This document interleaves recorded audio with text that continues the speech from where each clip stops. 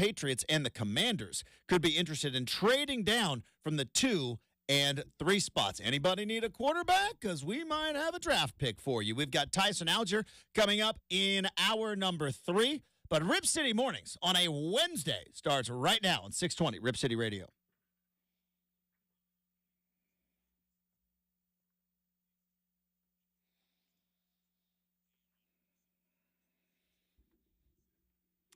And a very happy Wednesday. It is RCM. I am your host, Justin Myers. Super producer Brenden is safely partitioned on the other side of the glass. Thanks for getting up early with us or staying up late. However you are rolling on this particular Wednesday.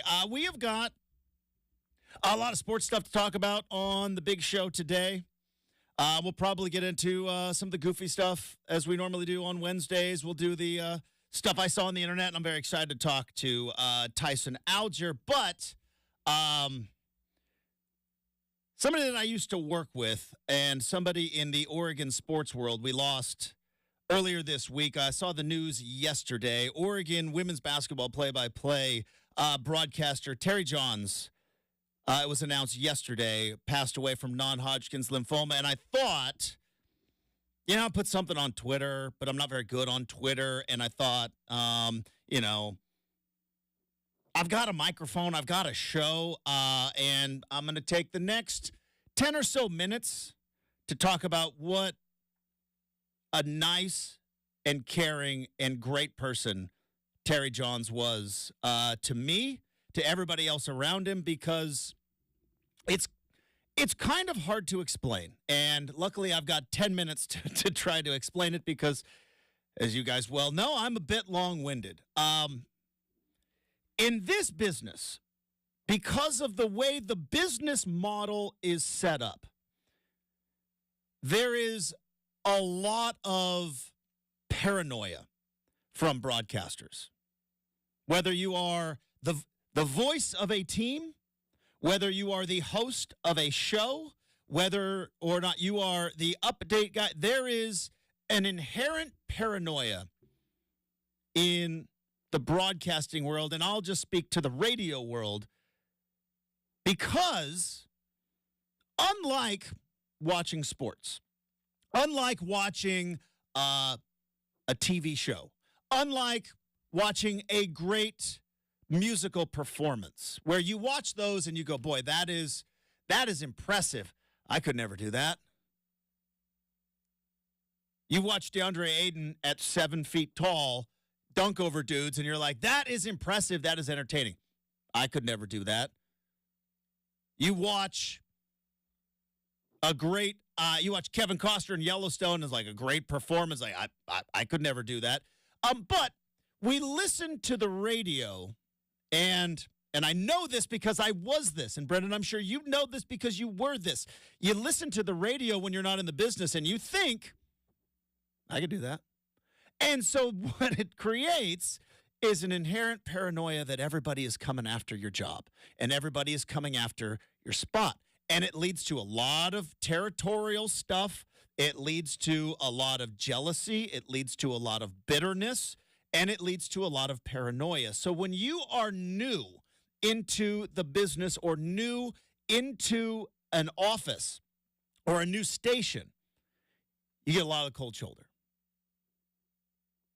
Sure, people are going to be nice and they're going to smile at you, but you're going to get the cold shoulder, because anytime somebody new walked into a radio station, who is a broadcaster, regardless of what their job is, every broadcaster goes, is he coming after my spot? Is he coming after me? Does he want this show? Does he want this gig? Does he want this play-by-play? Does he want this basketball analyst? Does he want this football analyst? It creates ultimate paranoia, and you get the cold shoulder. And then in this business, there are the unicorns. There are the outliers. There are the people who are actually not on face value, who are just genuinely nice people. I started radio in 2004. And I don't talk about it a lot because it's not the most general path. But I was hanging out, not doing much with my life in 2004, A buddy of mine called me, said, hey, I heard a thing on the radio. You know they're going to have like open auditions for a sports show? And I'm like, what? And like, in Eugene, which is where I was living, I went to the Lane County Fair. And anybody that's ever been in radio knows that you're going to have a spot up at the fair. And there was a flyer there. It was like, you want to host your own sports show? We're going to have a American Idol was big at the time, and they called it the Sports Idol, and it was UNB Eugene Sports Idol. So I went to a bar in 2004, grabbed a microphone and talked for 5 minutes, made it to the second round, made it to the third round, made it to the finals with me and another dude, don't remember his name, apologies. And I won my job. I won a contest. I didn't intern for free like a lot of other people. I didn't grind it out, even though I did do high school baseball games in Roseburg. Shout out to KQEN and Brian Prowitz. But I didn't grind it out doing free stuff as an intern or work like Brenden did on a street team, duct taping up stuff. I got a fast pass to the line.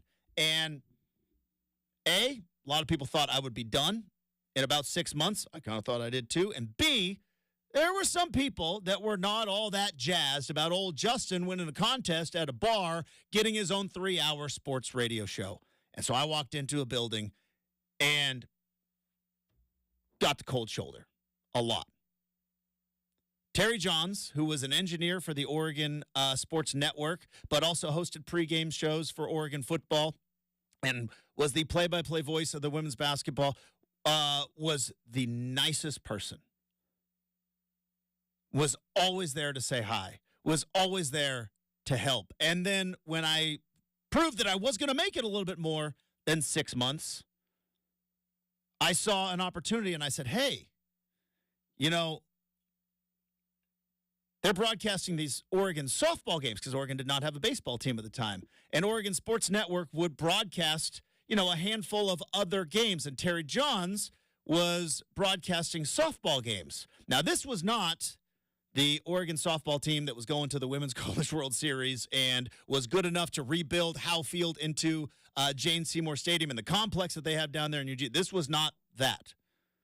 This was an Oregon softball team that was good, not great. But they would broadcast the games, and I wanted experience. I wanted time on the microphone, and quite frankly, I wanted to network with the Oregon Sports Network. And I asked Terry Johns, hey, I played college baseball. And he was like, hey, I did too. I know you're calling these softball games. I don't need to be paid, but would you let me call? And he was like, yeah, come on in. No problem. And I don't know if people understand just how big of a deal that is. Because as I said at the very beginning of the segment, this can be a very territorial business. No, that's my job. That is my call. That is my microphone. And Terry Johns said, yeah, I'd love to have somebody to chat with. It's spring in Eugene, very cold. I'm outside because there's no press box, by the way. It's not the new, nice, that beautiful softball complex that Phil Knight built down there in Eugene. This was not that. It was outside. It was cold. And Oregon wasn't very good. But there was games to be called, and I wanted experience. And he said, let's go. And it opened the door to talk to people in the Oregon Athletic Department, which led to me ultimately being on the pregame show, which led to me doing a lot of postgame shows, which led to the career that I have now. And there are so many people along the way that I owe a tip of the cap and a thank you to for where I am right now, which I do not take for granted. And Terry Johns is one of them. And I saw that he passed yesterday, and I thought, rather than doing it on Twitter, we're broadcasters. Let's do it on the microphone. And here's the other thing that I have always respected and appreciated about a guy like Terry Johns was that your gig is your gig. You might be thinking, man, he was the Oregon women's basketball play-by-play guy. What a job. And it was. He called every one of Sabrina Inescu's games at the University of Oregon. He called all of the 4 trips, I believe, to the Sweet 16 and the back-to-back conference championships and a trip to the Final Four when they beat Mississippi State. He even called the games leading up to COVID shutting it down when it looked like Oregon women's basketball might win the national title. But with the same energy and the same attitude and the same effort, he called games 10 years earlier where they were terrible. They were bad. Bottom of the barrel. 2 coaches that had gotten fired. 3 coaches that had gotten fired. And he was there every single broadcast, showing up as a pro. And every time I saw him, he had a big smile, said hi, asked me how I was doing. And it just kind of hit me in my feels yesterday. One last thing I will say about Terry Johns. The last time I saw him, because obviously, this pandemic really threw press boxes for a loop. That's where you see everybody. When you move on from radio stations and you move on, but, you get together at these football games and these basketball games and, it's at the press table and the press box. And let me tell you, in radio, it's in the hospitality rooms, all right? Everybody loves a good hospitality room, and everybody in radio and in media, we love free food. Go into a radio station, say pizza in the break room, see how long people. The last time I saw him was up at the press box in Autzen Stadium. I had just been let go by a radio station and then picked up by another media entity, and I was there. And again, was there any real reason for me to be up in that press box? No, but I was networking. I was, hey, I'm still here. And I walked in, and I went to say hi to Mike Jorgensen, and I went to go say hi to Jerry Allen, guys I worked with for a decade in Eugene, and I went to go say hi to Terry Johns, who was the engineer on top of doing all the other broadcasts. And Terry came up to me, shook my hand, gave me a big smile, gave me a slap on. Hey, good to see you. Heard you got screwed. Because I did. And it was just one of those, yep, boy, what a business. It can be strikes, it can be gutters, it can be peaks, it can be valleys. But he came up and he was like, hey, good to see you. How you doing? Oh, that's great, because I heard you got screwed. I appreciated him letting me be on the microphone for those games that he didn't have to let me be. Even though I was working for free, didn't matter.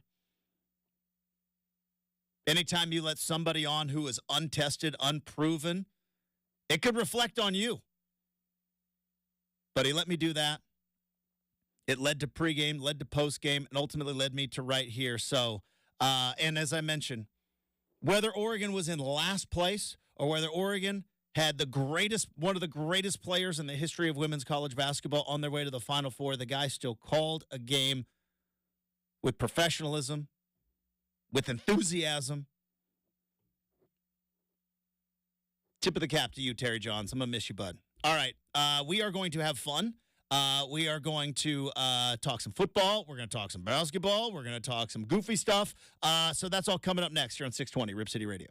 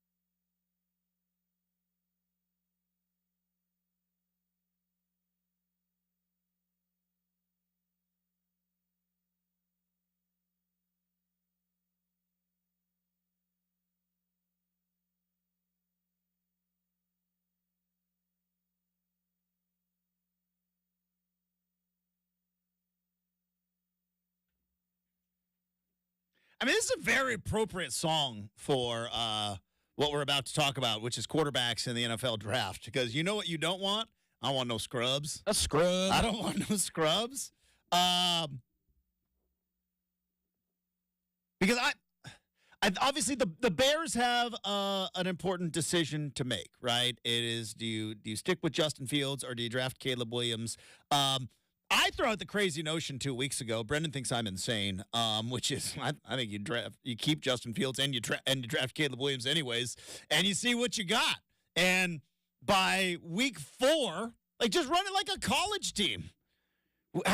By week 4, you know who your starter's going to be. You figure it out, and you go like, all right, who needs a quarterback? Because we have one now on the market. I know it's not going to happen, but who's to say that it won't, right? When was that draft? Was that the Brandon Roy draft when the Timberwolves took 2 point guards, right? The Steph Curry draft. Was it Steph Curry draft? Because they drafted Ricky Rubio and Johnny Flynn. And because weren't they back-to-back, too? And one of these guys. It was such a great idea. It didn't pan out, but it was kind of a good idea, which is like, hey, the ping pong balls fell our way. We got 2 draft picks back-to-back. Why not just draft the same position and see what we got? I mean, there are worse ideas. Like, you take Rubio, you take Johnny Flynn. They thought one would pop. They just missed this guy from Davidson, unfortunately. A lot of people missed on the guy from Davidson, too. Like, there's a... Well, nowadays, he's a junior. You'd wonder why he stayed in college that long. You think the Brock Purdy revisionist history is bad? The Steph Curry revisionist history of, like, people forget, like, no, he was, again, ball hog, shoots too much, too small, like, yeah. The Warriors clearly don't know what they're doing.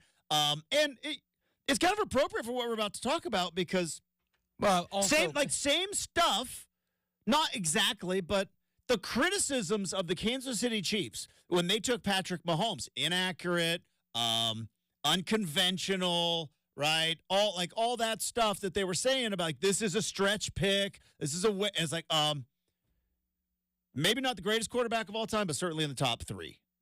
4, 5, who knows? Like, we're watching greatness right now in front of our eyes. And it's because the Kansas City Chiefs found a guy, and guess what they had at the time?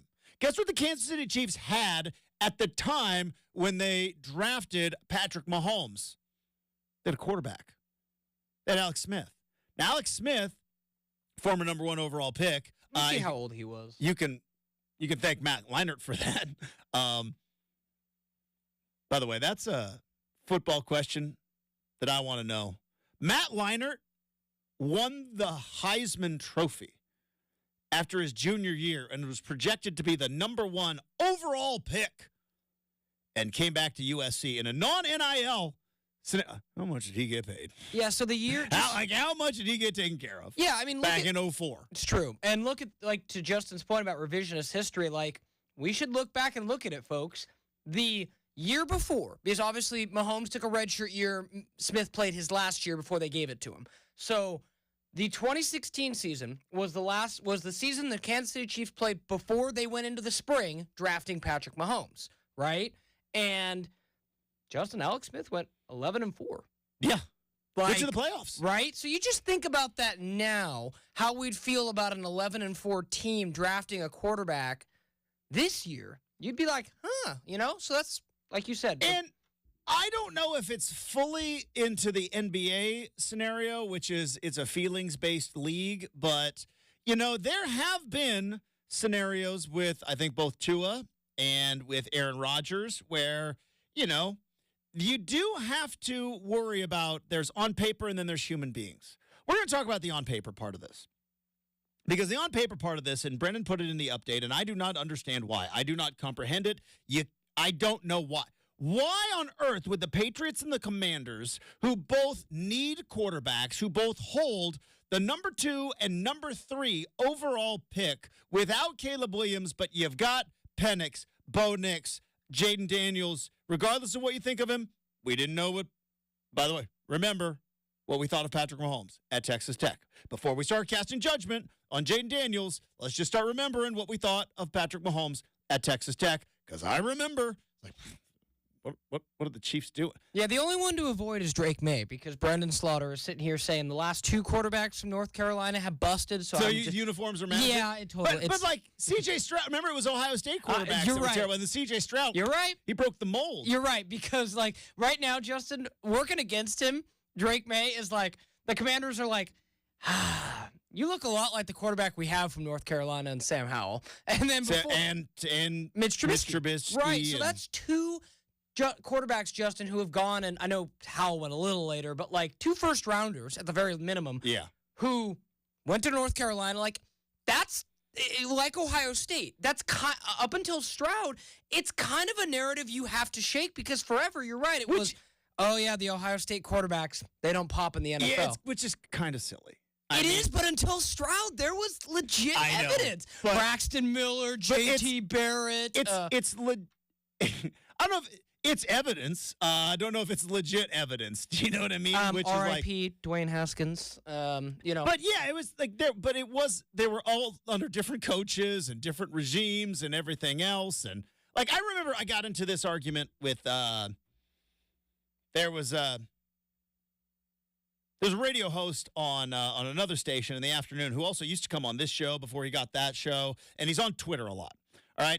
I think you guys know who I'm talking about, and we both worked at NBC Sports Northwest at the same time, and we got in an argument one time because he threw up, yeah, this is the type of game that Oregon always loses. And I was like, and again, I'm an Oregon homer, and I'm like, new coaches, new players, right? Because I'm like, well, what do you mean? Like, well, look at this game and look at this game and look at this game. And I'm like, okay, that's 2 different coaches and a whole slew of different players because it's college and the roster overturned. Like, I understand why we do it, but it's like, Ohio State quarter. It's like, yeah, but teammates are different. Coaches are different. Is it something in the water in Columbus, right? Is it something in that Buckeye sticker that they put on the helmet? Now, we have heard of things like don't draft a guy from Texas. Not the state of, but the University of, hook 'em, because the word on University of Texas was always, before NIL, it's a country club there.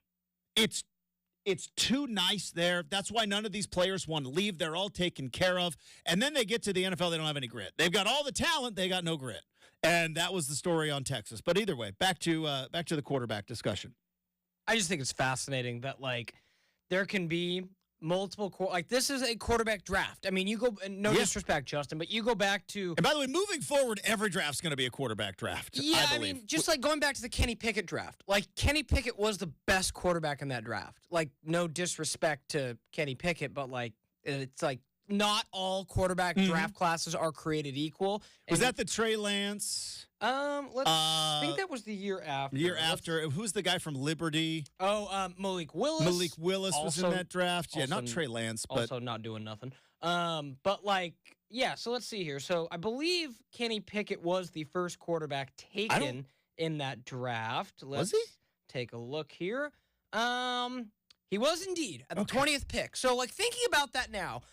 Though we won't have a draft where their quarterback falls to 20. That's never going to happen. And that was 2 years ago. That's crazy. So but you look. I shouldn't say that's never going to happen. Like you said, it happened 2 years ago. But like Kenny Pickett, Desmond Ridder, Malik Willis, Matt Corral, Bailey Zapp, Sam Howell, Brock Purdy. And then there's Brock Purdy. Yeah, so there you go. But it kind of goes to what I'm about to throw out as my ultimate point here, which is I don't understand why you wouldn't draft a quarterback if you don't have your guy. If you do not have your franchise quarterback, I don't understand why you don't draft one every single year. Because you look at the Kansas City Chiefs and what they are doing and how they got there. Well, they got there by drafting Patrick Mahomes when they already had Alex Smith. Like, they already had the guy. What are you doing wasting a first rounder on a quarterback? Why? Because you might get a guy that can pop.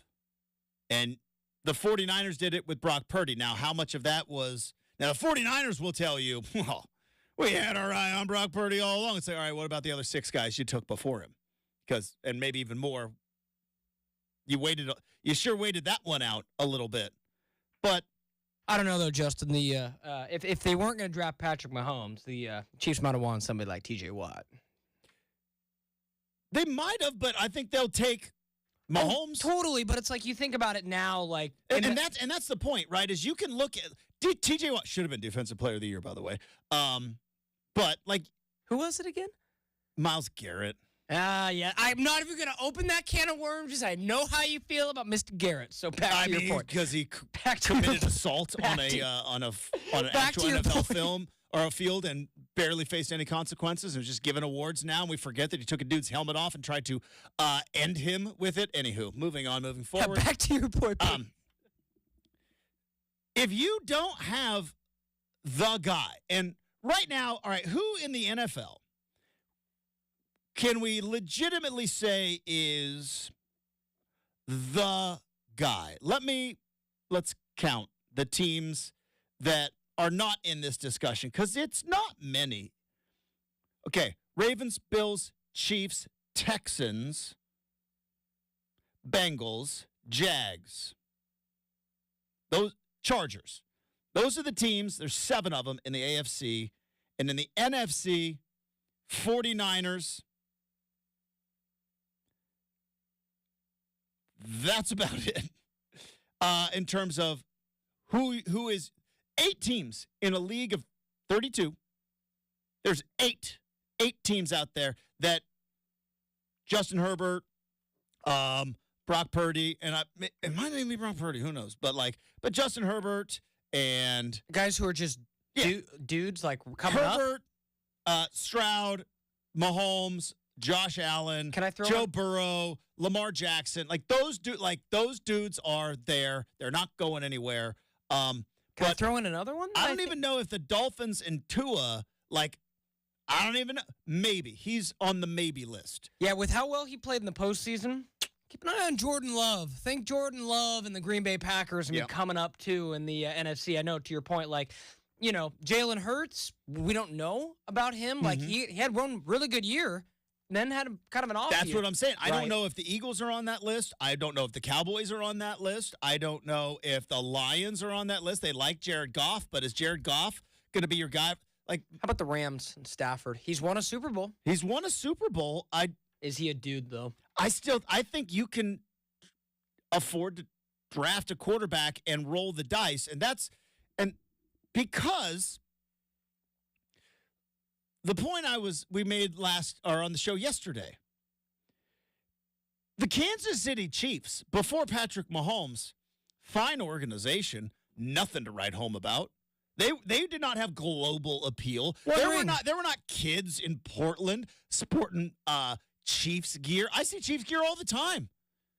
You go I go out to sports bars a lot. You see Chiefs gear a lot. They were nothing before Patrick Mahomes. We mentioned it yesterday with the New England Patriots. The Patriots before Brady, nobody wore Patriot stuff. There were no bandwagon Patriot fans. There were no very annoying Sunday morning sports bar people wearing Patriots gear. I'm sorry, the Patriots are the worst of the fans at the sports bar.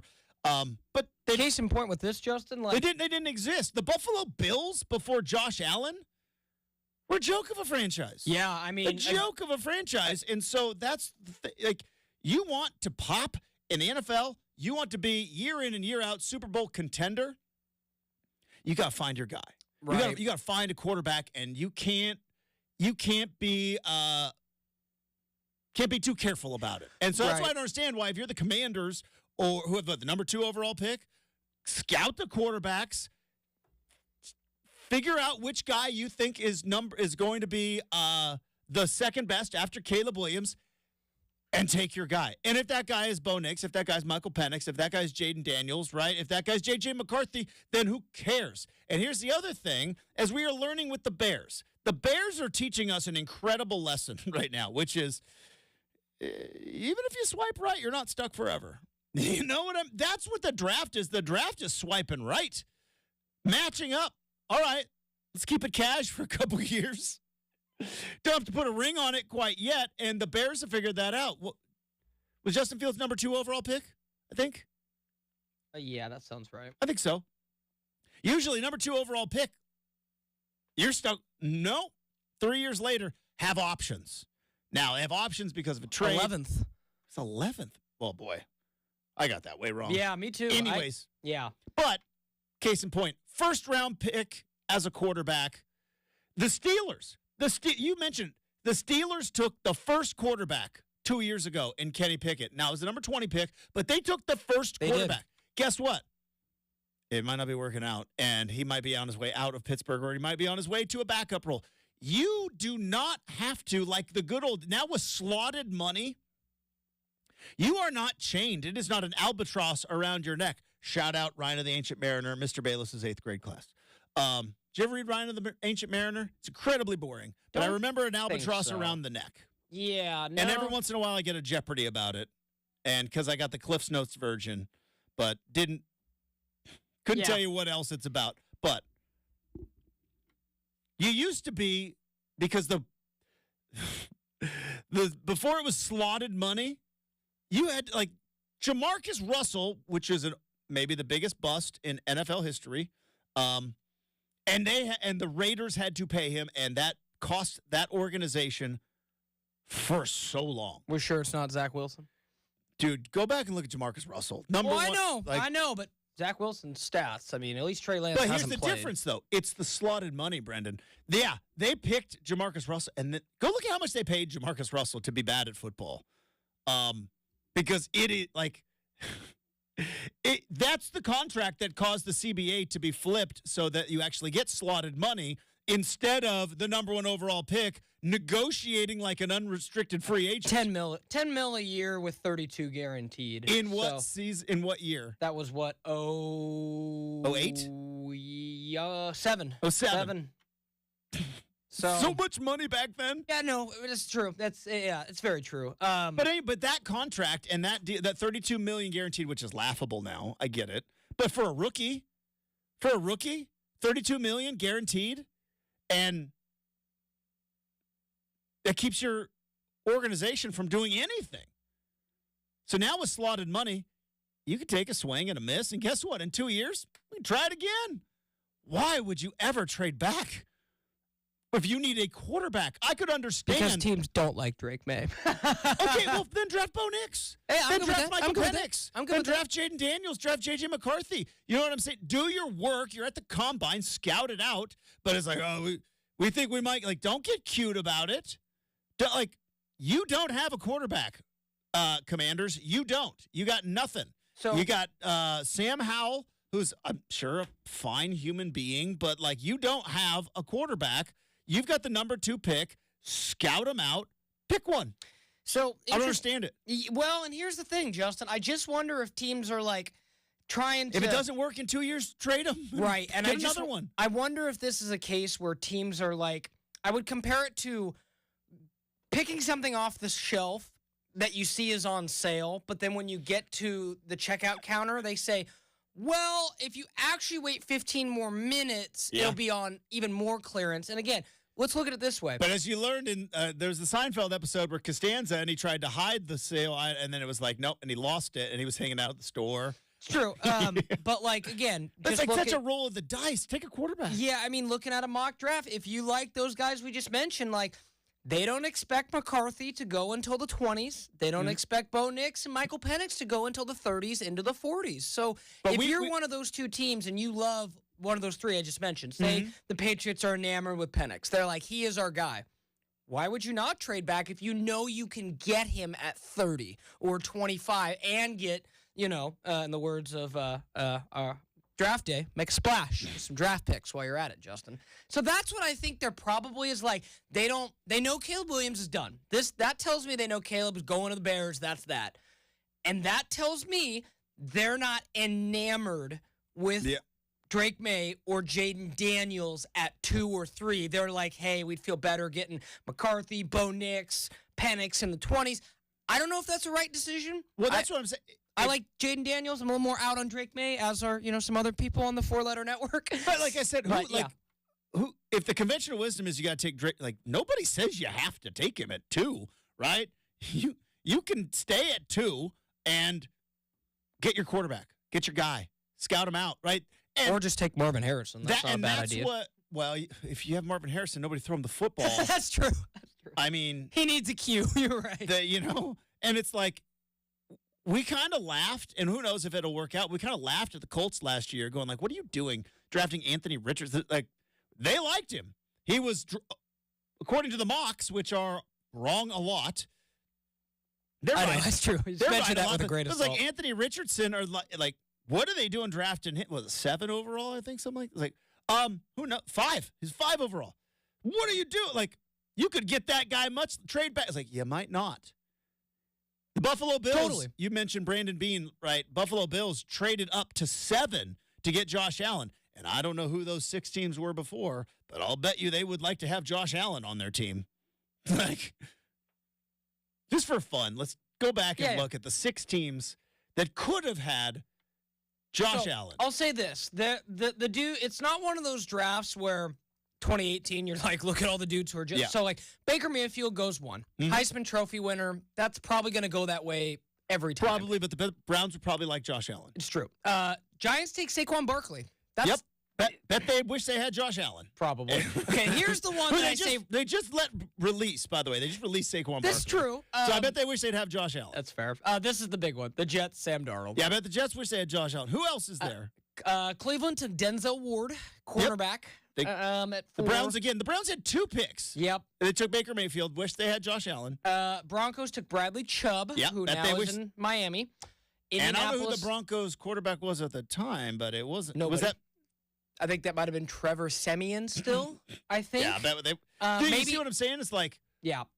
Quentin Nelson, he is probably the best guard in the NFL. And then Josh Allen. So, all other those than teams. Sam Darnold is the only player, Justin, who's not been named to an all-pro team. I get it. So that's right. I'll bet you if you give a couple of shots of whiskey to those GMs going like, boy, if you could have Josh Allen, though, New York Giants, what do you think? Yeah, would take that guy. All right. Fair. We got to go wrap up hour number 1 with Round Ball Rock next, 620 Rip City Radio.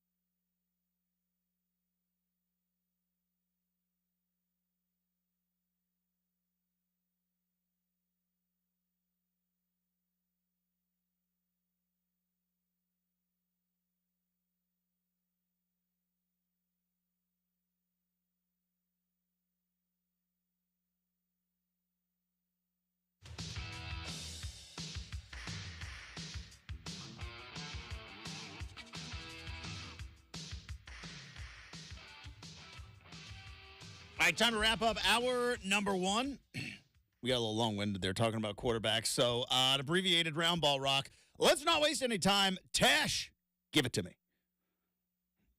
All right, so the big news in the NBA last night, Cleveland Cavaliers get the win, 121-119.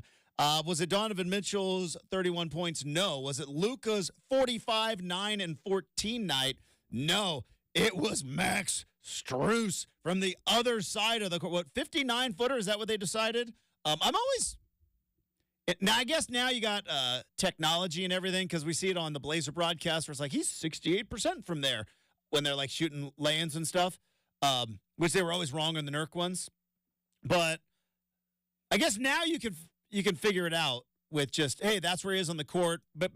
Computer tells us 59 feet, but Max Strus with a 59-footer. Have you seen who was the guy? I want to get his name right.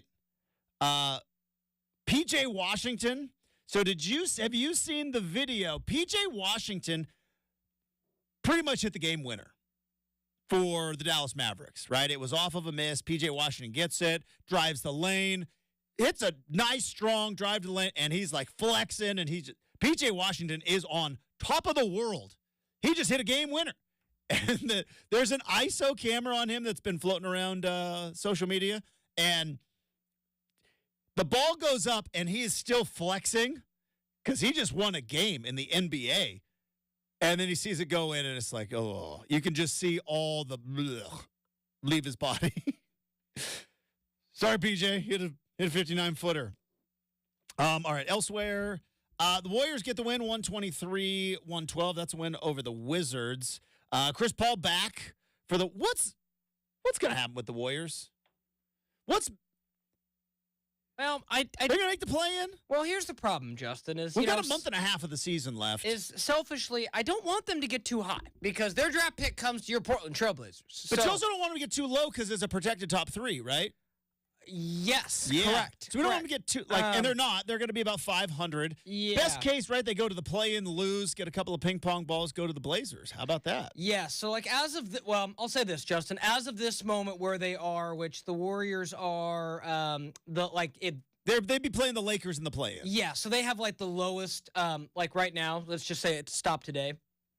Warriors would have like a 3.1% chance of that pick coming to. So your odds might get are to be good. Like 6 or 7. That'd be cool. Yeah, no, for sure. Your odds are good. I think they are good, Justin, because again,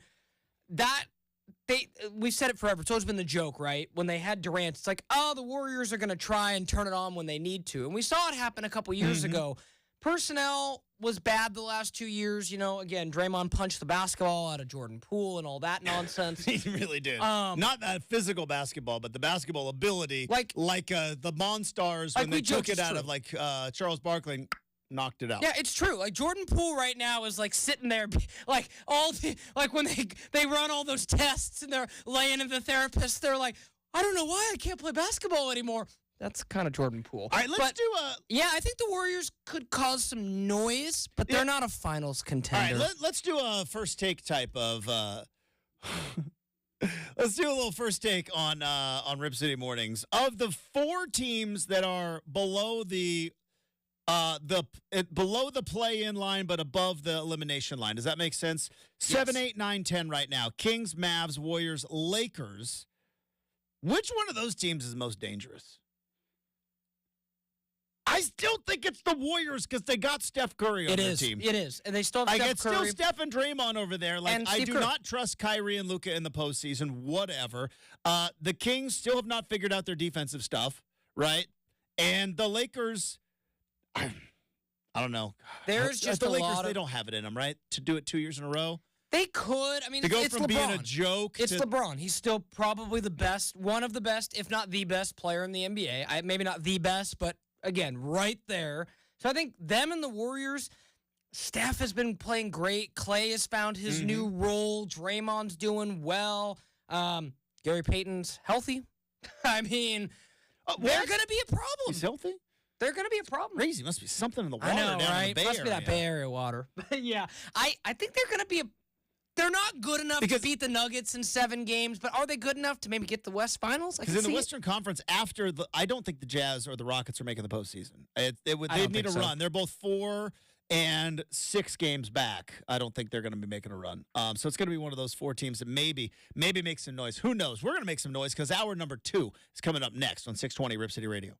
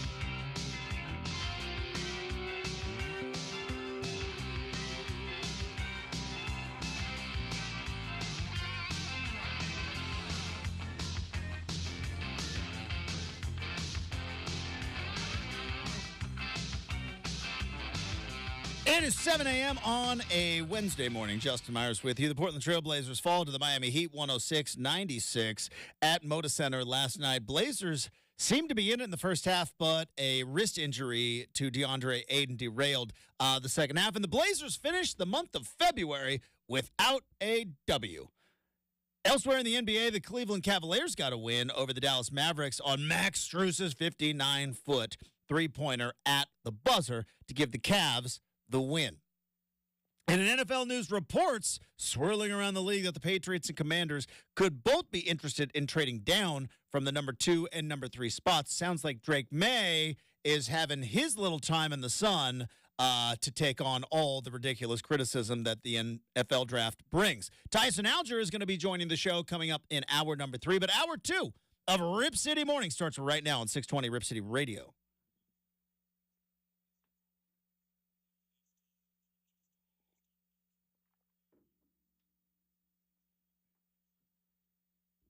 And welcome back to Rip City Mornings. I'm Justin Myers. That's super producer Brenden. We've got Make or Miss coming up in about 20 minutes. We got Stuff I Saw on the Internet. That's going to be coming up a little bit later. Still beta testing it. I kind of like it, though, as a segment. It's real broad, but I think everybody kind of knows what we're talking about. Hey, did you see this? Saw this on the Internet. Also, What is the surefire like when people say, "Hey, did you see this on the internet?" Do you look at that guy and go, "Whatever, old man"? Because when I was a young, spry, 27, soon to be 28-year-old like you, Brenden, anybody that said the net, I was like, well, "Okay, Grandpa," or the web, because the web was what we called it. It was not the lame term. It was called the web. Hey, did you see this on the web? Did you see? Hey, what's that website? Now it's a link. I don't know, website's still a thing, but mostly it's hey, can you send me the link? No, but could you imagine if I said, hey, Brenden, send me that website? But it was hey, what were you doing all day on Thursday? I didn't hear from you. I was surfing the web. That was what we said. And now that's gone. If anybody ever says the web, hey, did you see it on the web or the World Wide Web? And then it was the net. So now it's hey, I saw this on the internet. Because it's just online now, right? That's all everybody says. Did you see? Even if you said hey, did you see this online? Or it was a much better time back then, though. Surfing the web. That's what weren't scrolling, it was surfing the web. That's what you would do. That's how you would burn a good 2 or 3 hours. Because it took about 5 minutes for ESPN.com to load. It's oh, that's the greatest thing I've ever seen. But we're gonna have Stuff I Saw on the internet coming up a little bit later on in the big show. We had this discussion in the break, and I want to try to refine it a little bit more because we have ESPN on the TV in the studio. It is not on, the volume's not on, clearly, because we're doing radio, but the TV is on, and every once in a while, we'll look up and we'll see a topic, and it's Dallas Cowboys ownership says culture is great. And it's why is this a topic? And so then it got us thinking, what teams in sports, in all of sports, what teams in sports, just by the sheer mention of their name, elicits an emotional response? Because that's what the Cowboys are.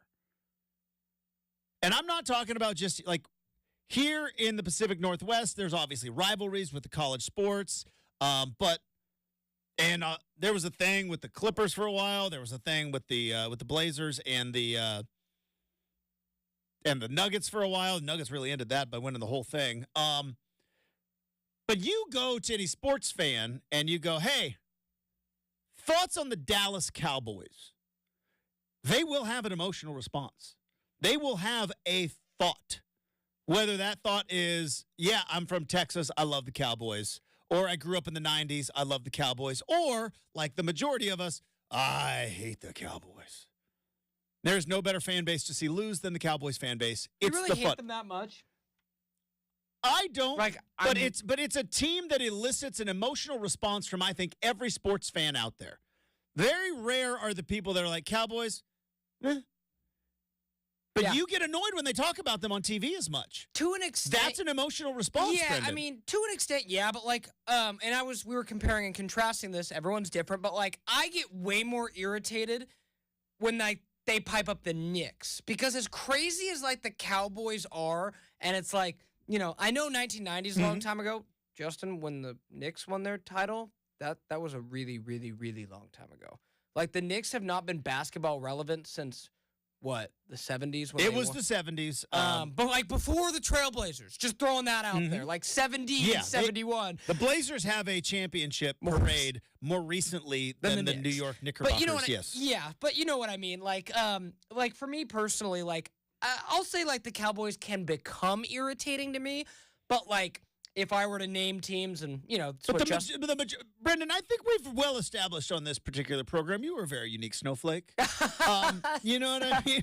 In terms of Sounds a little negative. It was not negative. No, not snowflake in the soft, weak way. This is a generational gap. When I talk about unique snowflake, I'm talking about when I was growing up as a kid, we learned no snowflake was alike any others. Everyone was unique. Yeah. Then the term snowflake became somebody who was a sensapoo. That's not what I meant. True. I meant in the unique shape to every snowflake. I got you. We would take tissue paper, we'd fold it over, we'd cut things out of it, we made snowflakes. So I'll ask you this. You are very unique. Yeah.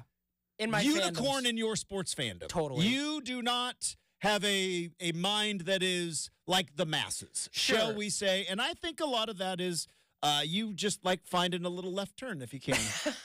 That's not a criticism, that's an observation. I think you look at, hey, what's great Disney songs? And you go, Tarzan. No. And I'm like, that started. Come on, dude. Conversation for a different time. Justin, you have no idea what kind of rabbit hole that started in our house that afternoon. To the point where mom and brother were involved. Justin said this. I mean, it was crazy. I do not know your mom at all. I don't know. I've never met her. I hope to one day hang out and have some delicious rosé and talk Vanderpump with your mom one day in a platonic way with my wife. I'm not trying to be weird about it, but I would be willing to bet mom's on my side. I would be willing to bet you asked, she'd be like, yeah, Kuna Matata's a banger. Like, I'd be willing to bet. Yeah, I mean, yes, but then again, she also was like, yeah, Justin hasn't watched a Disney movie since like 1996, so that's fair in the... When they went away from the VHS, the puffy totally VHS things, like that was, we were a serious country back then. Have you ever seen those on Twitter? It's like, we used to be a serious country, and then they show what the kids are doing. It's like, kids have been doing stupid stuff for millennia, all right? Totally accurate. Maybe not a millennia, but kids have been doing stupid stuff. We just film it now, and we filmed it back then, but we could burn the tape, all right? So now, back to the point. I would say the Cowboys are, in terms of an NFL team that could elicit an emotional response, Cowboys #1 in the NFL. Chiefs are becoming that. The Chiefs are becoming that. I can see if they keep winning, and it used to be the Patriots, but the Patriots after Tom Brady, like that win, like I don't know now that Belichick's gone. I don't know if anybody hates the Patriots anymore. A lot of people did. Not the hoodie anymore. Darth Hoodie's gone. Yeah, he's gone. Tom Brady's gone. The dynasty is over. It was a good run. Chiefs, I think, are kind of becoming a team that will elicit an emotional response. Not always negative, but an emotional response. Basketball, it's more players than teams, I would say. They're still the Lakers, right? But the Lakers elicit an emotional response because they have LeBron, because they had Kobe, because they had Magic Johnson, right? And it was very rare, but when the Lakers, remember that little gap year they had after Kobe retired and before LeBron James came over, and it was like Swaggy P and all those guys? Swaggy, man. Nobody cared when about. He shot the three, turned around, and it rolled. It's the my best. God. It is the best. But like those Lakers teams, nobody cared about them. Nobody like when it was Kuzma and Lonzo, and then LeBron came in and was like, I can't play with these kids. A young Brandon Ingram. I missed on that he one. could have played with that kid, though. Would have been nice to have. But, you know, nobody cared about the Lakers then. So I think in the NBA, Lakers Celtics, I still think probably people hold opinions of both of those franchises, especially if you're my age and had the experience in the 80s. But it's mostly players, right? It's LeBron. You are either you love LeBron or you kind of hate LeBron. I mean, I don't know if people really hate Steph anymore, but they did for a while. Right, when they won a lot. Okay, so Draymond Green. Yeah. Draymond Green. Everybody's got an opinion on Draymond Green. So we've also so we've kind of cleared the NBA. Curious because in my opinion there's only one. Justin, you either love the Yankees. It's the Yankees in baseball, or you hate them with a passion. And again, I'm kind of more of a baseball casual, but I don't really care for the Yankees. I don't like to see the Yankees win, and I'm on how many thousands of miles away, and I couldn't tell you the last time I watched the Yankees in game. baseball, Sorry, Travis, over the span of time, the Yankees are the Yankees, and a lot of it was George Steinbrenner, and a lot of it was because they were always there and they were always winning. Do we still hate the Houston Astros? I think we're past that, right? Because there was a time the Astros were kind of it. Yeah, that's tough because I like to hold a good grudge. Now, you weren't around, and I loved the. I wonder if people hated the Braves when the Braves were just always there.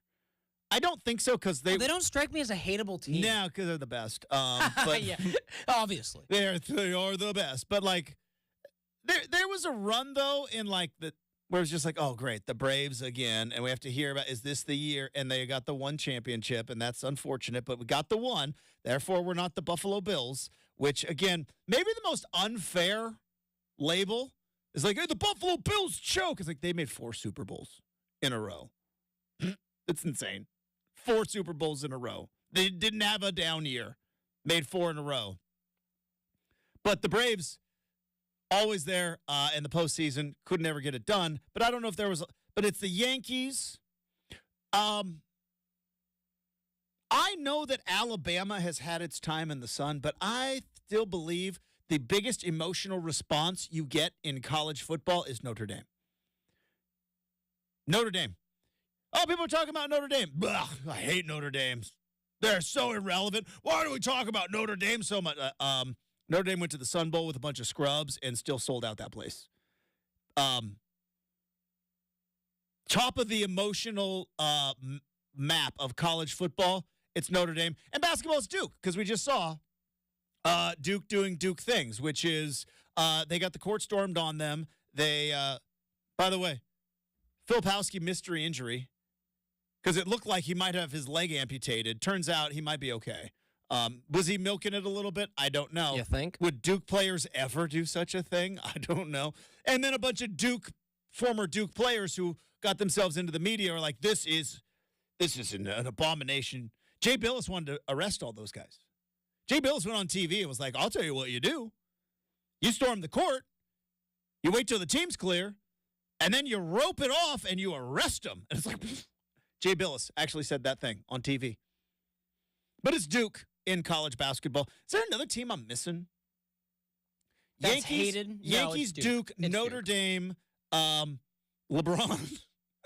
It's kind of his own team. And not hated, but just no matter what will get an emotional response. And then there's the Cowboys.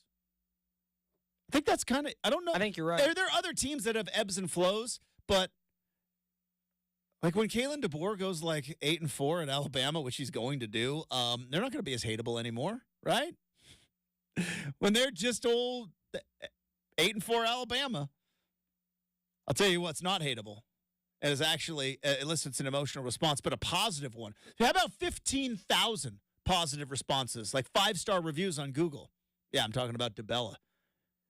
They are Oregon's roofing, siding, windows, and bath experts, and they are also the official home improvement partner of the Portland Timbers. And I know we all have our New Year's resolutions. It's February, by the way, and whether your resolution was to maybe drink a little bit less coffee, maybe eat less carbs, maybe hit that treadmill. Maybe you haven't hit all those goals, but you know what we always have? Let's try to save some money. And it's still not too late, because with DeBella, if you update your roof with solar shingles, you could potentially pay for that roof with savings to your energy bill plus federal or state incentives. Contact DeBella for all the details. All their estimates are convenient, free, and scheduled on a time that works for you. You've probably seen DeBella's excellent work at Better Homes and Gardens, Real Simple, HGTV. They've also gotten accolades from Angie's List and Home Advisor. And as I mentioned, 5-star reviews, 15,000 plus. You could be the next one because now is the perfect time to connect with DeBella. Their financing opportunity, 0 down and no payments until 2025. So no payments until 2025, all while making your home more energy efficient, which is saving you on your energy bills. Boom. That's savings plus no payments till 2025. Contact DeBella for a free, no-obligation appointment for your roofing, windows, siding, or bath projects. DeBella, the official home improvement partner of the Portland Timbers.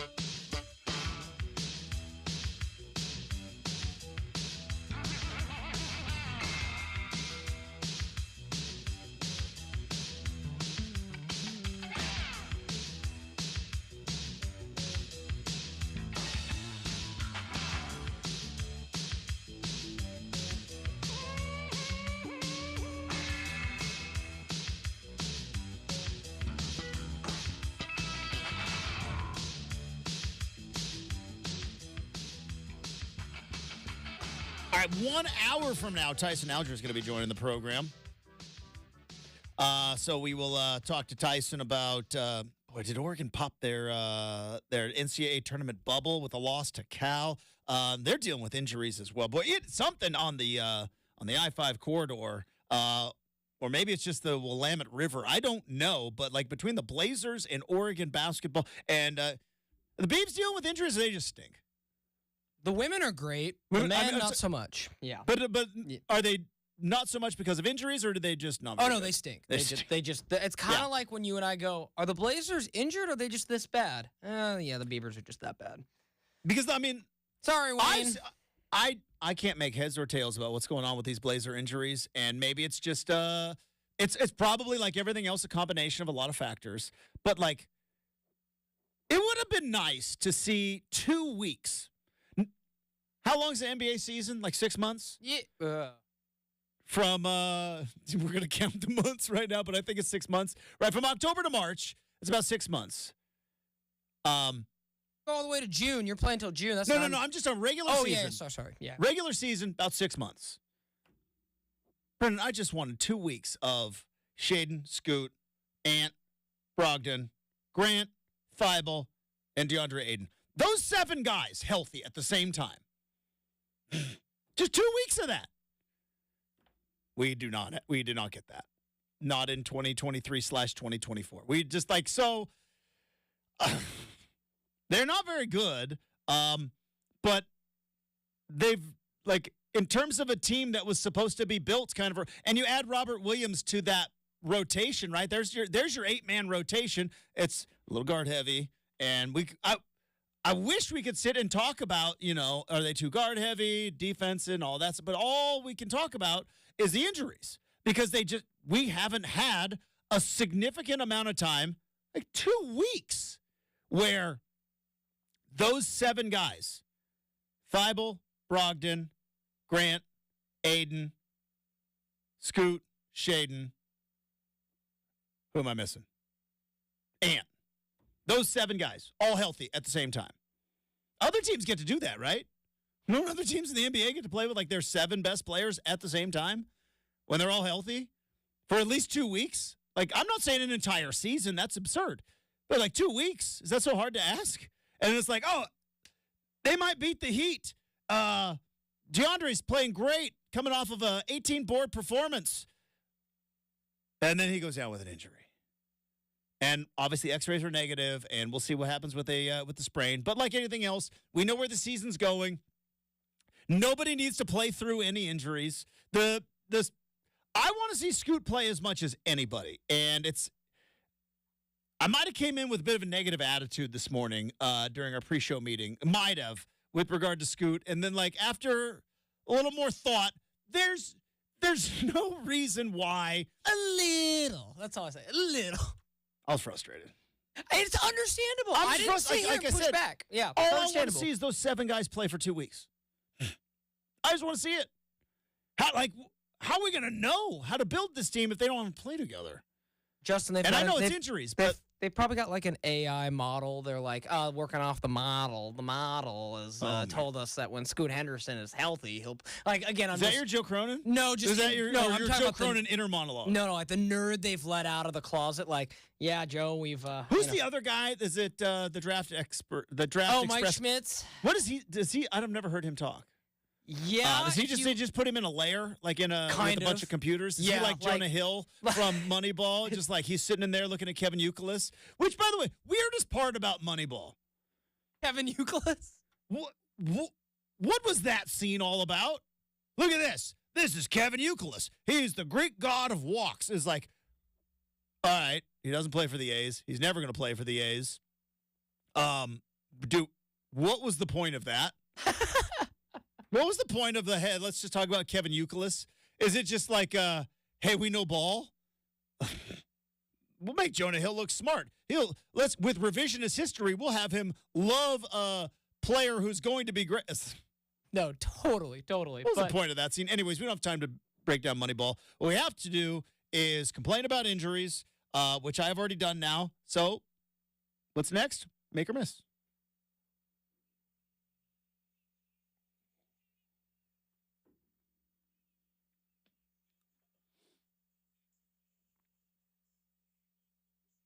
Yeah, Justin, that whole scene where he's just like Billy Bean comes in and is like, why are we looking at this guy? Well, yeah, we're never going to have him on our team. And Jonah Hill's like, yeah, I tried to get so-and-so, I forget the guy for the Cleveland Guardians, then another name, being like, yeah, he said he walked like a duck, wouldn't sign him. Okay, so, like, what was the point of this scene?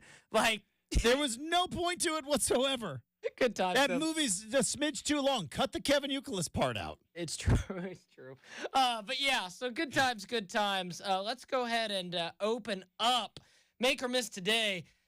Justin, this was the craziest story I saw yesterday. Actually, probably in the last week or two.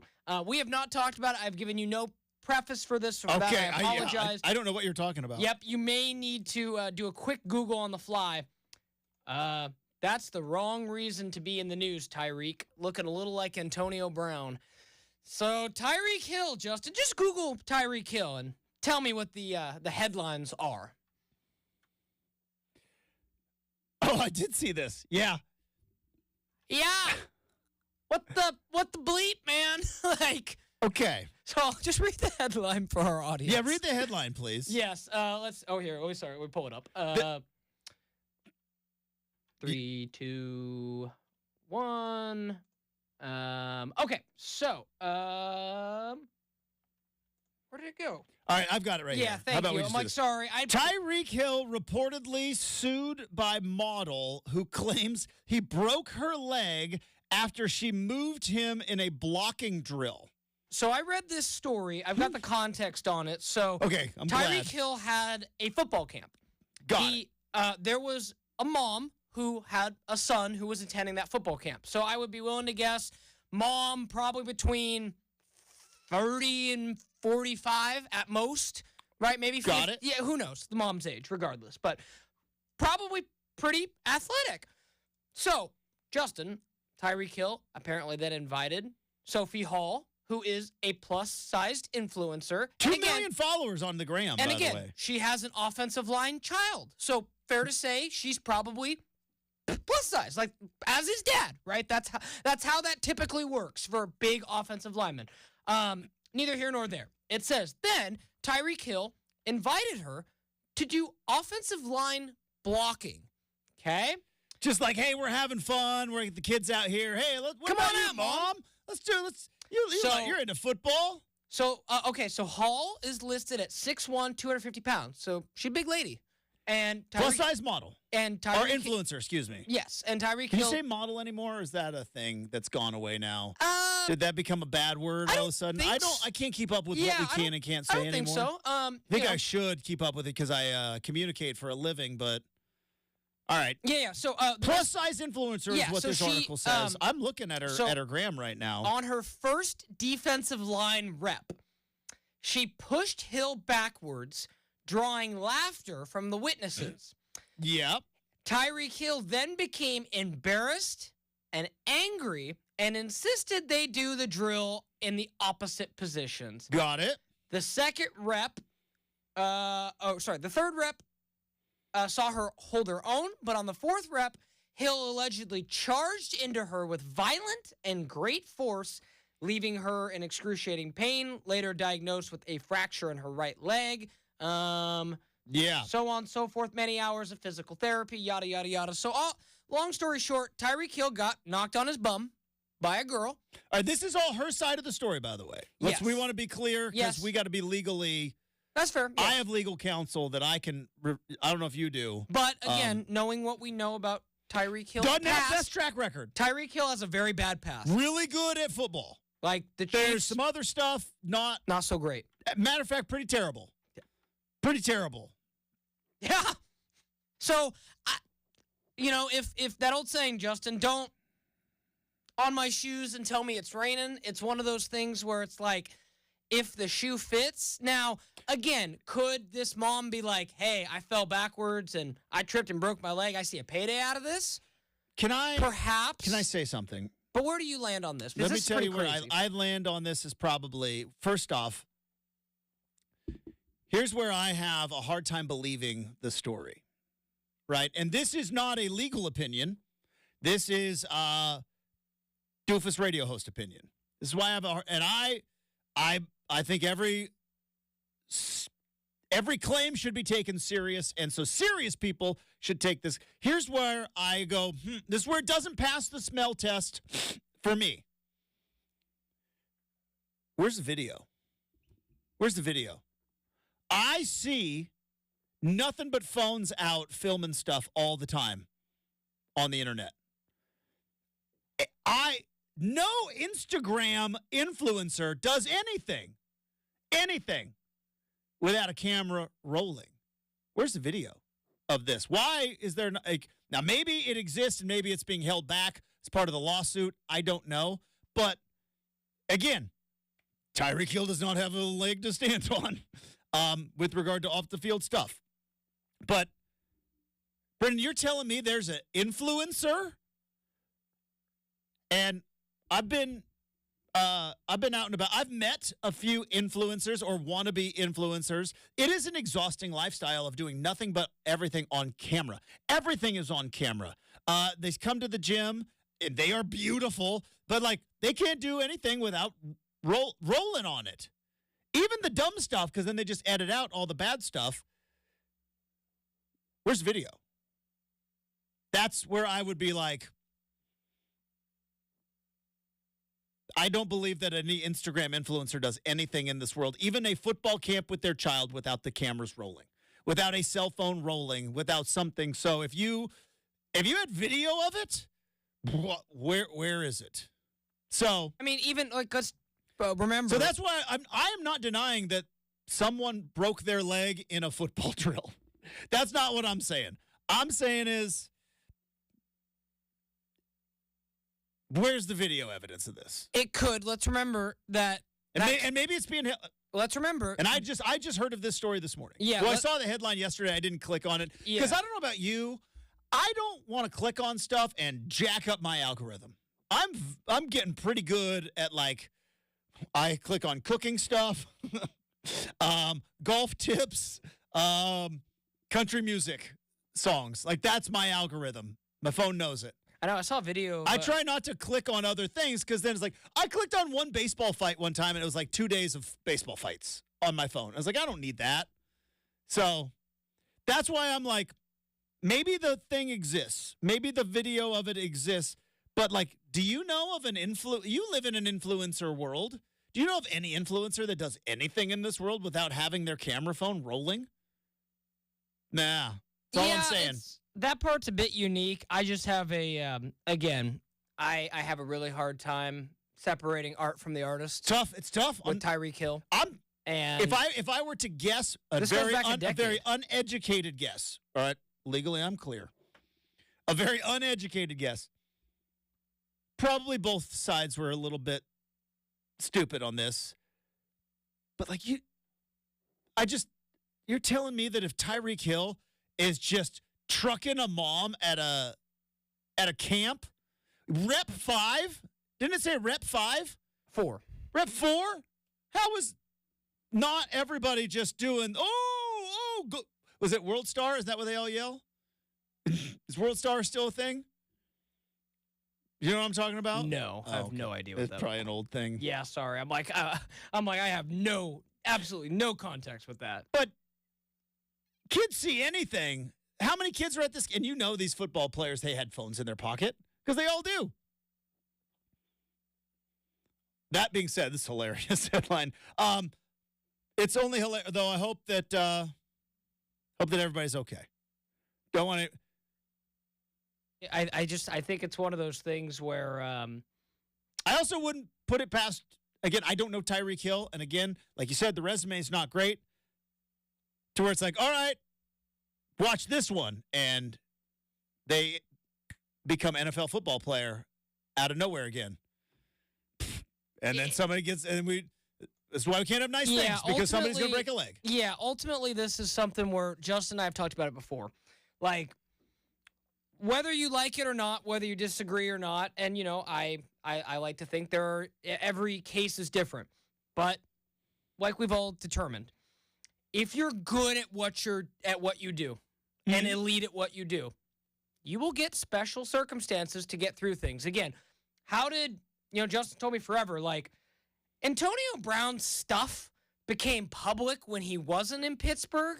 But Justin reminded me, he's like, he was doing stuff in Pittsburgh too. Mike Tellman was just done with it by the end of it, right? Yeah.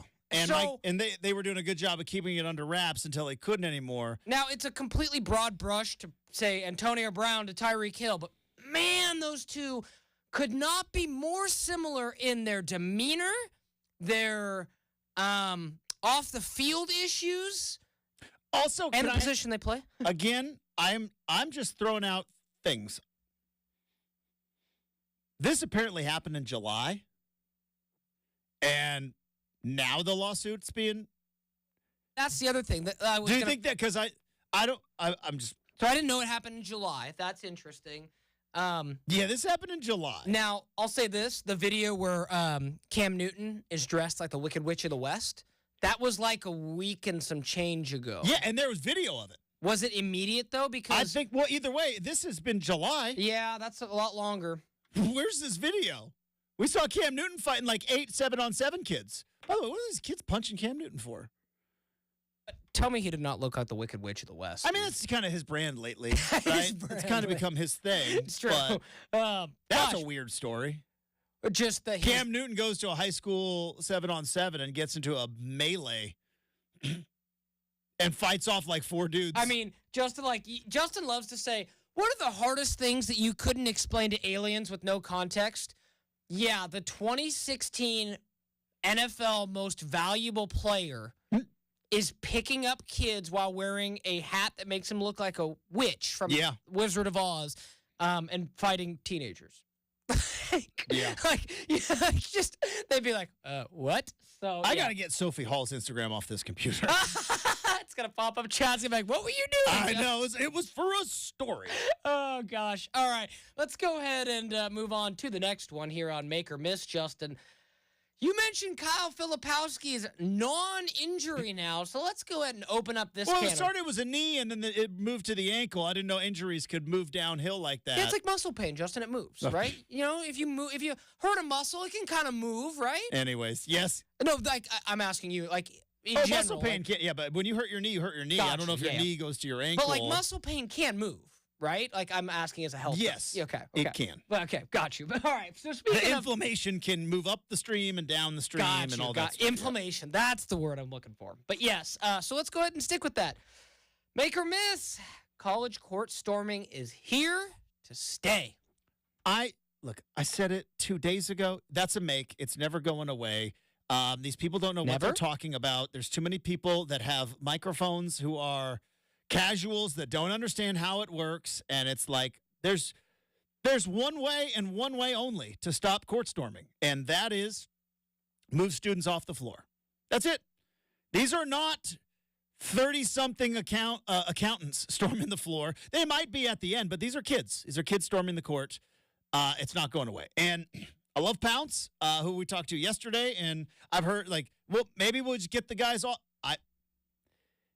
That's assuming a lot of self-control by a lot of kids who are out of control. And by the way, not everything can be packaged up in a nice, neat little bow. We've been storming the court for like 100 years. Been storming the court for 100. Hoosiers, they stormed the court when the Hickory Huskers took down the South Bend Central Bears, right? They stormed the court in Hoosiers.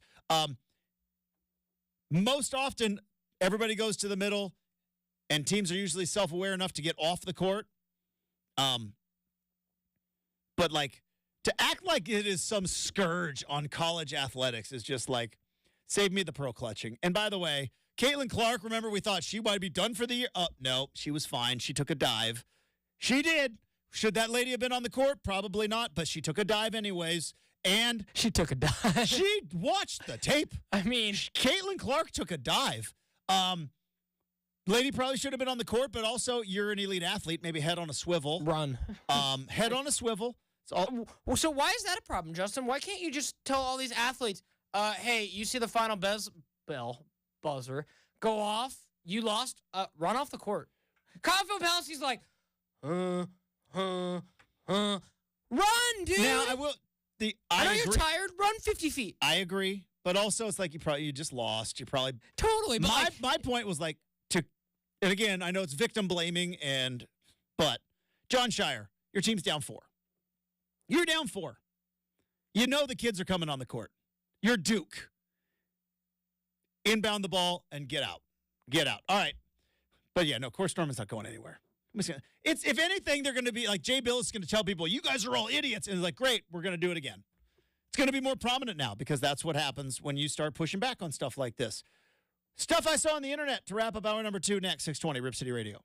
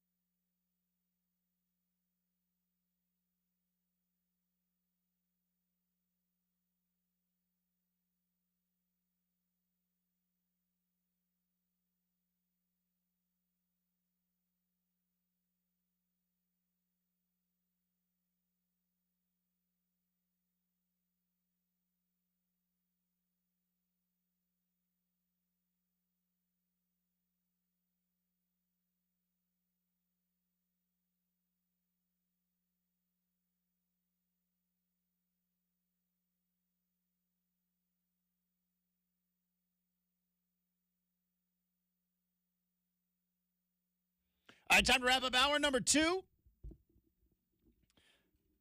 We have loosely titled this segment Stuff I Saw on the Internet. Because obviously I scroll through the internet a lot. I got a lot of time on my hands. And I'm addicted to my phone, much like the rest of you are too. And I scroll through the internet a lot. And I see some stuff, and sometimes I wonder, is this an algorithm thing, or is this an actual thing that everybody else is seeing?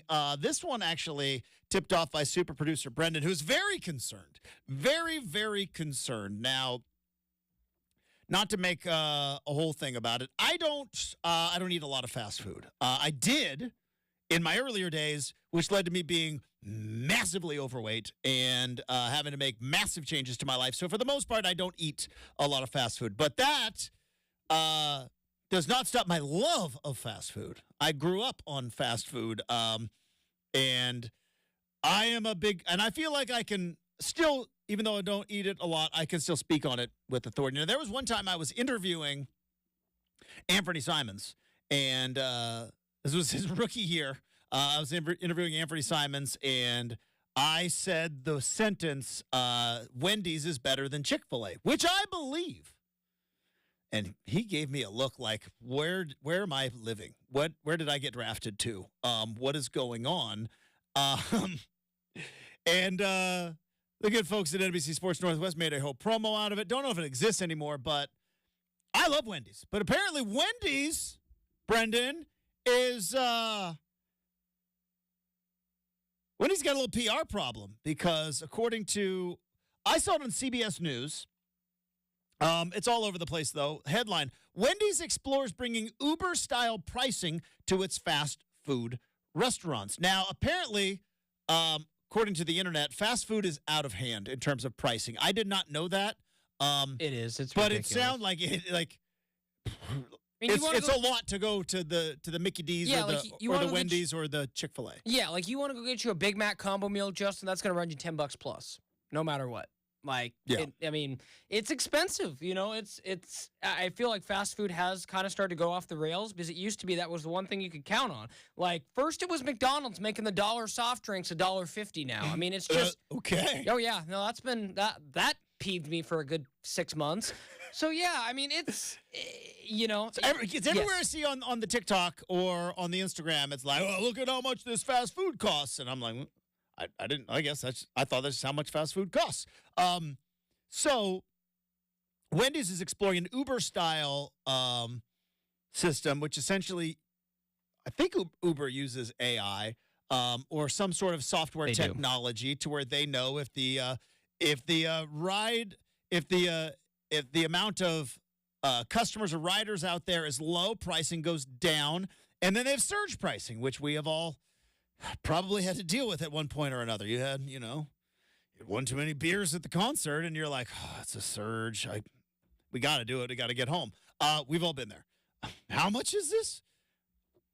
So apparently this might be now coming not only to Wendy's, but to fast food.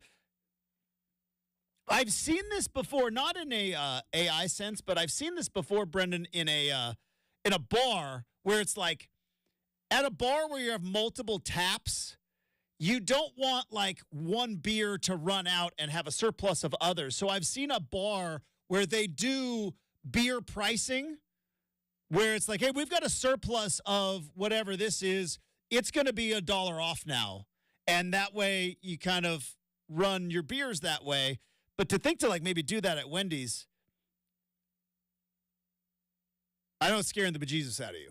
Yeah, because I don't trust these fools to like, oh, no, we're going to offer discounts at lower times to entice people to come during off time. I just see like corporate greed going like, it's going to be 5:30, which is when everybody after work runs through Wendy's, and all of a sudden a Big Bacon Classic is going to be $23. You know what I mean? Yeah, because and the other part of it too, Justin, is minimum wage. So it's like I have some friends in Southern California who, as we know, is in the LA proper, minimum wage is pushing, $20 an hour. And down there, it's like, I've heard it's not impossible to spend $20+ at McDonald's for one meal. Like, that is ludicrous. State Farm, shout out. Shout out. You can't say that's ludicrous. Only I Every can say that's time ludicrous. somebody says that's ludicrous, I just think of word of mouth. Thinking of a song, and I can't sing it because it's very inappropriate. But yeah, like the idea he that wants like to do something at the Georgia Dome, and it is not. I don't think they let you do it. yeah, I don't think they let you do that, ludicrous, at the Georgia Dome anywhere, let alone the 50-yard line. yeah, like, I don't think that's possible, but. yeah. Like to me, it just like knowing that like I could be, But could you take advantages? Could you like create like a hack because you would probably go because we work in off peak hours. Yeah. You could maybe hack this whole Wendy's deal. I mean, make it a whole thing. I mean, I do slide in at Wendy's and get like I'm that person, Justin. They close breakfast at 10:30. I'll slide in at like 10:25. I know they love to see me all the time at Wendy's, man. What's your favorite thing at Wendy's? Ooh, they got a honey butter chicken biscuit. That's a breakfast. Yeah, Got it. I ride for Wendy's breakfast. I mean, they're normally like their chicken nuggets are solid. Mhm. But like breakfast, like their chicken sandwich that they have for breakfast, like breakfast biscuit, Mhm. really solid. I put the Big Bacon Classic up there with anybody. Yeah, now, no, that's a solid again, burger. going Solid. back to the Disney song stuff. It's been a minute since between Abby's Classic. Ranch and Disney songs and like stuff that I haven't done in a while, and I just assumed the world stopped in 2004, and that's where all my judgment comes from. But like, I ride for a Big Bacon Classic. It is like I know I am in an unpopular opinion, and again, I am basing almost everything off of 2004. I ride for Whoppers. Whopper, number one. I would go Big Bacon Classic, probably number two in terms of fast food burgers, and then I go with like a double quarter pounder with cheese. And I'm not including Five Guys because they don't have drive-thrus, and I'm not including Shake Shack because they're not everywhere. But that's my bronze, silver, gold of ones you can buy, get anywhere. Whopper, Big Bacon Classic, and a double quarter pounder with cheese. No pickles on that, please. All right, hour number 3 coming up next, 620 Rip City Radio.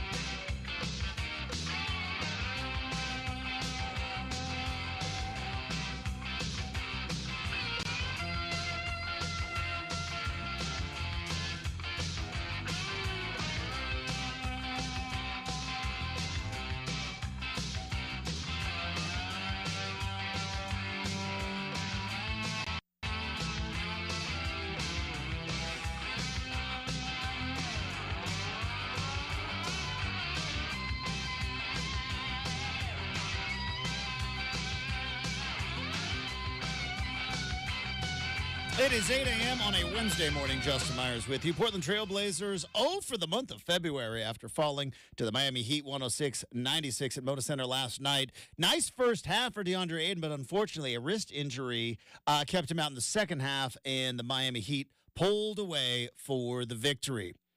Elsewhere in the NBA, the Cleveland Cavaliers had the win of the night as they beat the Dallas Mavericks on a 59-foot three-pointer at the buzzer from Max Strus. Cleveland Cavaliers have the second-best record in the Eastern Conference. And reports out of the NFL Combine that potentially the Patriots and the Commanders, who sit at number 2 and number 3 in the draft order, could both be interested in trading down from those spots, potentially opening a door for another team that is looking for a quarterback. Will that team potentially be the Seattle Seahawks? Mike McDonald, that's his name. Mike McDonald had some interesting quotes. We'll talk about that, as well as Tyson Alger. Hour 3 starts right now on 620 Rip City Radio.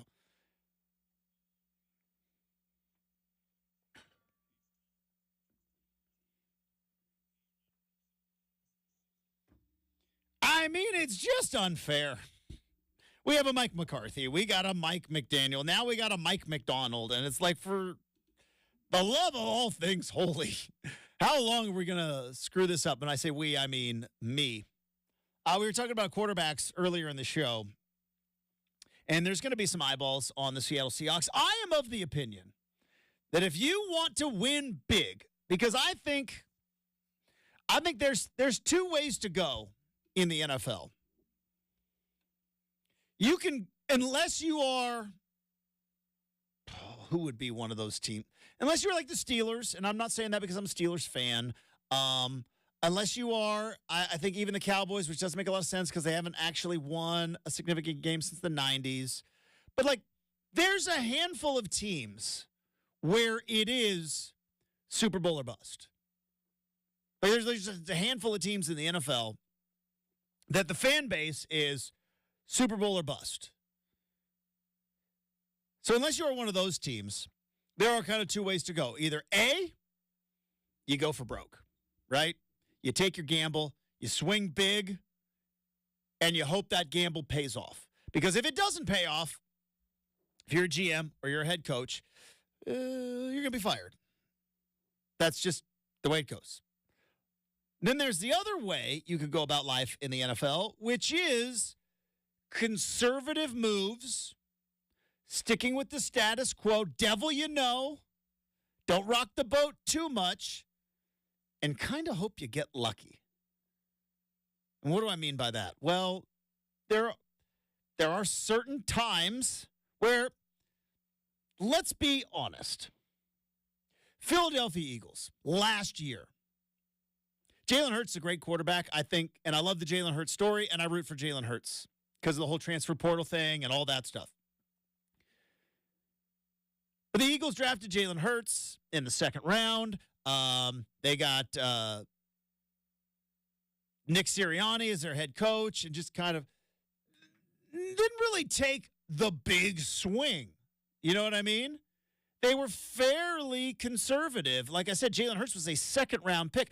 And then, well, Brock Purdy blew out his elbow in the NFC Championship game last year, and he kind of got lucky. And it's not a criticism, it's an observation. It just kind of happens. So you can either go for broke and, roll the dice in the NFL and hope that the gamble pays off, like we talked about with the Kansas City Chiefs. The Kansas City Chiefs gambled when they drafted Patrick Mahomes. They probably thought they knew what they had. Don't know if they thought they knew exactly what they had, but they gambled, and it paid off. The Buffalo Bills gambled because they traded up, gave away picks for Josh Allen. None of those picks matter right now. I think, was this last draft one of the last ones still? But it didn't matter. They got their quarterback. They got Josh Allen. And if Patrick Mahomes didn't exist, Josh Allen probably has a Super Bowl under his belt. So you either roll the dice and take a gamble, or you kind of go status quo and kind of hope you get lucky. Kind of hope that a team that is better than you has some injuries. You catch them on a bad day.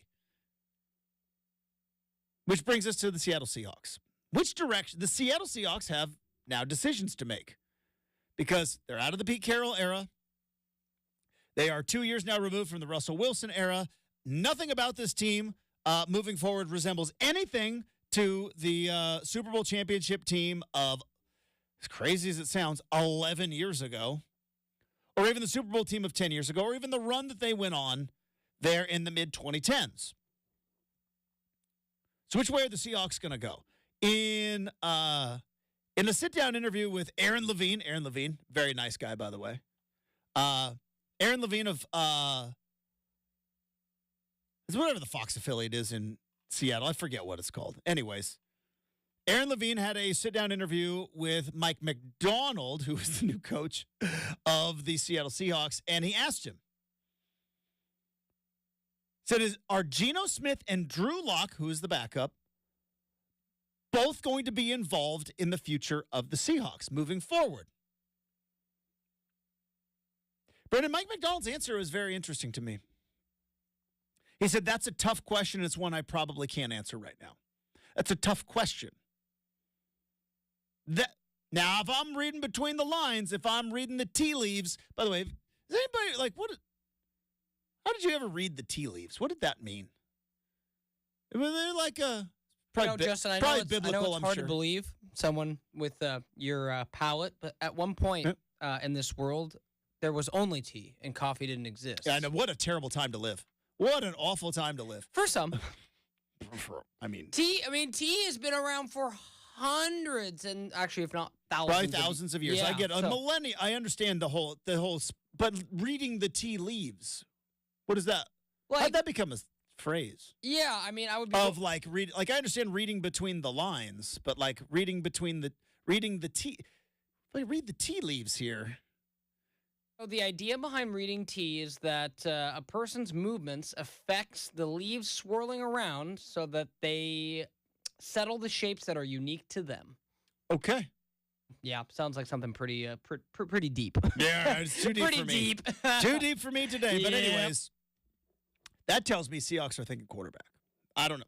Maybe it's because I kind of want them to be thinking quarterback. I've been saying it since they hired Ryan Grubb, man. But Geno Smith and Drew Lock, yeah, are both of those guys going to be on this team moving forward? And new head coach of the Seahawks said, that's a tough question for me to answer. Okay. I probably can't answer that right now. They got to be going quarter. And I go back to what we talked about in hour number 1. If you don't have your guy, and I like Geno Smith, and I root for Geno Smith, and good for him for having a nice resurgence in his career, but he ain't the guy. He ain't. If you don't have the guy, you should be drafting a quarterback every single year. And I know that's not feasible. It's not possible, but either get busy Super Bowling or get busy drafting. I mean, that's what Red meant in, Andy Dufresne. I think that's what he meant in Shawshank. If you don't have your guy, go and get your guy. Because 2024 NFL, the days, and I know Brock Purdy was just in the Super Bowl, but I personally believe Brock Purdy is a very good quarterback. I think he is the guy for the 49ers for the next 5-6 years. I might end up looking silly by the middle of next year. I don't think I will, but I think he is the guy. I think there is a moxie about him. I think there is an X factor about him where he understands and clicks and figures out the system. Drew Lock is a tremendous quarterback that I think more than half the teams in the NFL will probably take that dude on their team. I believe it. And I'm not a 49er fan. I just believe it. But if you don't have your Joe Burrow, your Josh Allen, your Patrick Mahomes, your Lamar Jackson, if you don't have that guy, what are you doing? You're sitting around wasting time. Because you go back to the Kansas City Chiefs. The Kansas City Chiefs had Alex Smith. He was a good quarterback. But they saw Patrick Mahomes. They're like, that's the guy. And I think, again, if the Steelers move on from Kenny Pickett or if the Bears move on from Justin Fields, right, that's kind of the new blueprint, which is Draft your quarterback. Give him a couple of years. It's not hitting. Go get somebody else. But again, there's one problem to this theory. Because I think this theory is solid. There's one problem to this theory, which is if you draft a quarterback and then in a couple of years move on, are you the GM that is moving on? Or is that somebody else that has since taken your job because you have been told, thanks, but no thanks, you missed on a quarterback in the first round? Now, I know the whole Ryan Grubb's the offensive coordinator. It seems like a rubber stamp deal that Michael Penix is going to be heading to Seattle. Understands the off. Do we know that Ryan Grubb's going to be running the same offense? I'm sure he's going to be running something similar, but that was kind of Kalen DeBoer's offense, wasn't it? And we've seen it. We've seen it in the past. Real quick, hold on. Before you dismiss this, let me present the rest of my case, Brenden. Then you can throw the challenge flag. But you got that challenge flag look in your eyes right now. We've seen it in the past. Who was the guy at LSU? Brady? Joe Brady. Joe Brady. Was clearly the key to Ed Orgeron's success. But what happened to Joe Brady once he went to the Carolina Panthers? He didn't run that same offense. And that's why he got fired. Yeah. And now he's running that same offense with the Bills, and that's why they promoted him to Or maybe he's got Josh Allen and not, helps. But yes. Not Sam Darnold? Is that who he had there? But we've seen in the past where you get these college coordinators, and then you get to the NFL, and Mark Helfrich. Mark Helfrich, say what you will about him as a head coach, as a coordinator in college, pretty dynamite. Then he got hired by the Bears. Guess what they didn't do? They didn't run the offense because it's the NFL. You're dealing with grown men. You're dealing with budgets. You're dealing with salary cap issues, right? We've seen it a handful of times of guys who are coordinators. Heck, even Chip Kelly, when Chip Kelly left Oregon and then he went to the Philadelphia Eagles and he ran something similar, but ultimately he was not running the same offense. Because it's the NFL, baby. This is a different level. It's a different league. So I don't know if it's exactly rubber stamp, case in point, that Ryan Grubb, the former Washington offensive coordinator, he's going to run similar stuff. And he's probably, the reason that Michael Penix would probably have a leg up or an advantage is he'll know the terminology, right? Because from what I understand, which is not much in terms of in-depth NFL offense, but from what I understand is that a lot of NFL offenses are fairly similar. The difference is in the terminology. Some people use number-based. Some people use keyword-based. Some people, they call, they call the receivers XYZ, and some call the receivers, you know what I mean? It's terminology that you have to relearn. So I would assume the same terminology is going to be there.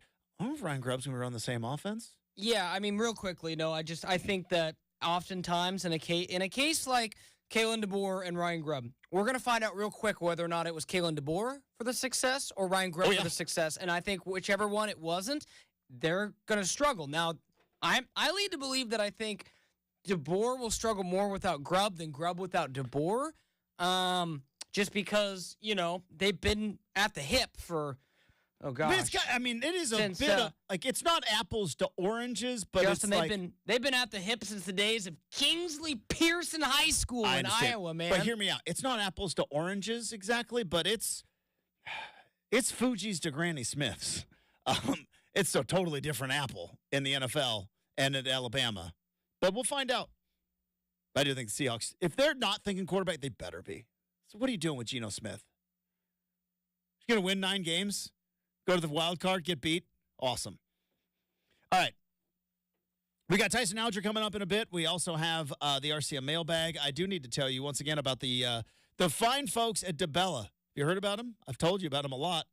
Roofing, siding, windows, bath. They are the Oregon experts on all those things and the official home improvement partner of the Portland Timbers. Have you ever heard of solar shingles? Yeah, solar shingles, which you could put on your roof right now that can pay for a new roof with savings and federal or state incentives. DeBella has all the details, and they do all the math for you. You can get an estimate right now that is convenient, free, and scheduled on your time. Plus, you'll take advantage of their unbelievable financing opportunity, which is 0 down and no payments until 2025. That's right, 0 down and no payments until 2025. 15,000 five-star reviews on Google. That's not me telling you how great they are. That's not them telling you how great they are. That is their customers telling you how great they are. Go check it out. Google DeBella. Look at the reviews. It's going to take you a while because 15,000 five-star reviews is a lot to go through.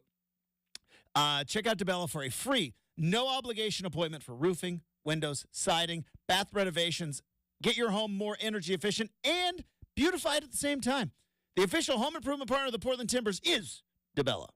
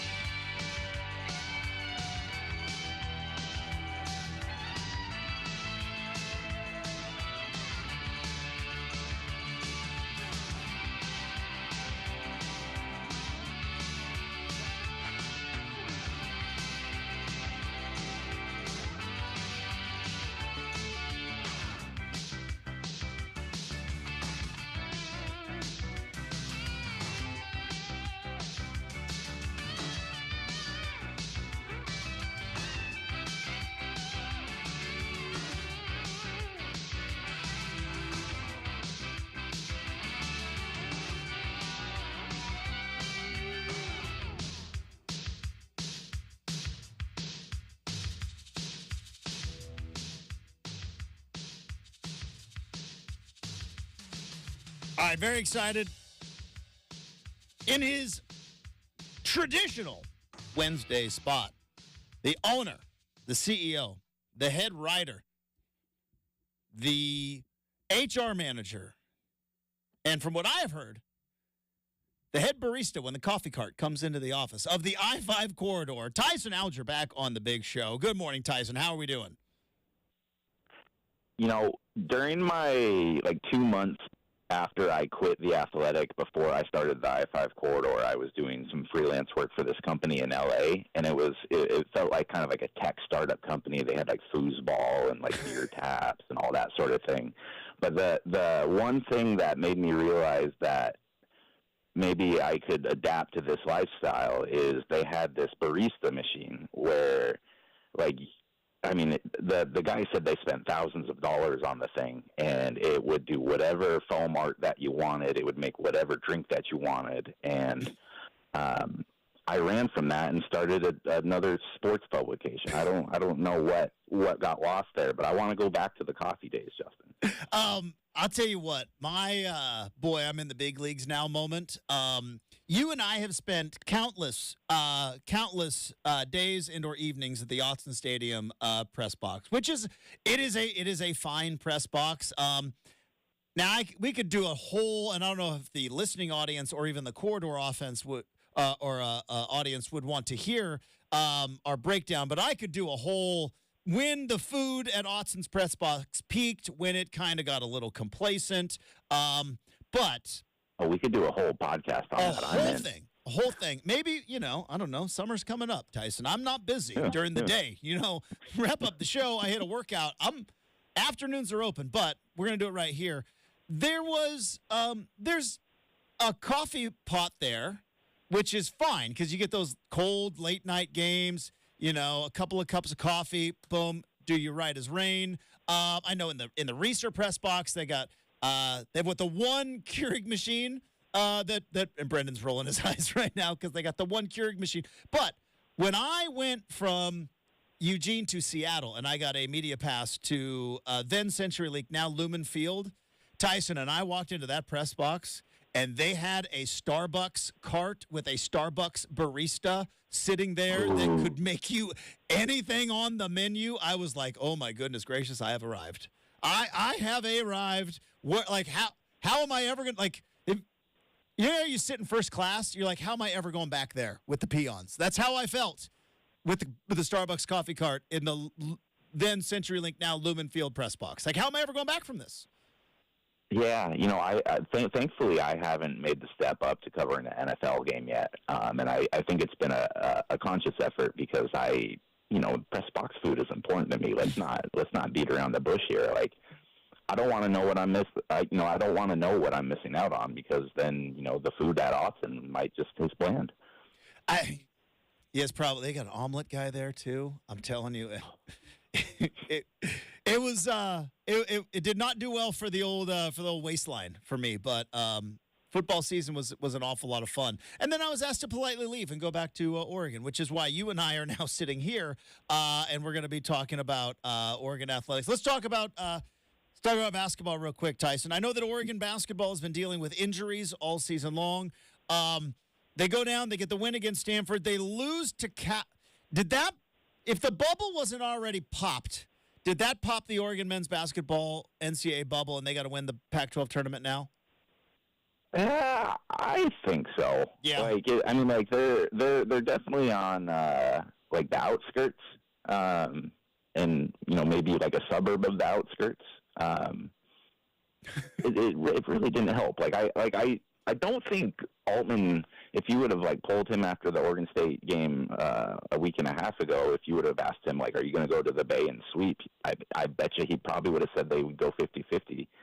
I don't think this was entirely unexpected. That's a tough trip, and Cal, both of those teams play sneaky in their home gyms, but they absolutely have to win out now, and maybe if they can grab a couple wins at the tournament and not win it, maybe they have enough time to polish it up a little bit. But we keep doing this thing where it's we keep pointing out the faults of this team, and then they keep losing a couple more games, and they keep saying they're going to have to go on this streak. Well, again, they've shown nothing to make you have any confidence that they're going to be able to put together something consistent like that. Because this team can still peak. Like, they still have some pretty talented players on there. Dante's an all-conference guy. Shellstad, when he's feeling it, can really go off. But Shellstad can also score 2 points and have 1 assist in a game. He can be pretty inconsistent. So, yeah, it's frustrating. But the streak starts tonight, right? You know what? That's right. The 1,000-mile trek starts with just getting in the car and turning on the ignition. So hopefully, for Oregon, they get on a run. They're going to need to run. But it is interesting that that was the calling card of Dana Altman. Tyson, you were there for all those years, right? Which is the calendar flips right about mid-January when we stop paying attention to football. And you get into February. Oregon's always playing better. They're always playing better in February than they were in November and December. And that hasn't been the case the last couple of years, which is fascinating because that's been the calling card of Dana Altman. All right, we got to have a little discussion here. Let's pretend Justin Myers is esteemed future Hall of Fame coach. Boom. You have a pedigree. You have a reputation. Do you like having the reputation of he always gets his guys going in February, or does that just kind of mean that your team was never really all that good the first part of the year and you're trying to make deadline? Because that's kind of what it feels like. It is. And this isn't to disparage Altman's career. I mean, he's been to a Final Four. He's the winningest coach in Oregon history. But at some point, it would be nice to not have to be here in February and going they're going to have to win all their games to make the tournament, right? It is the ultimate basketball backhanded compliment, isn't it?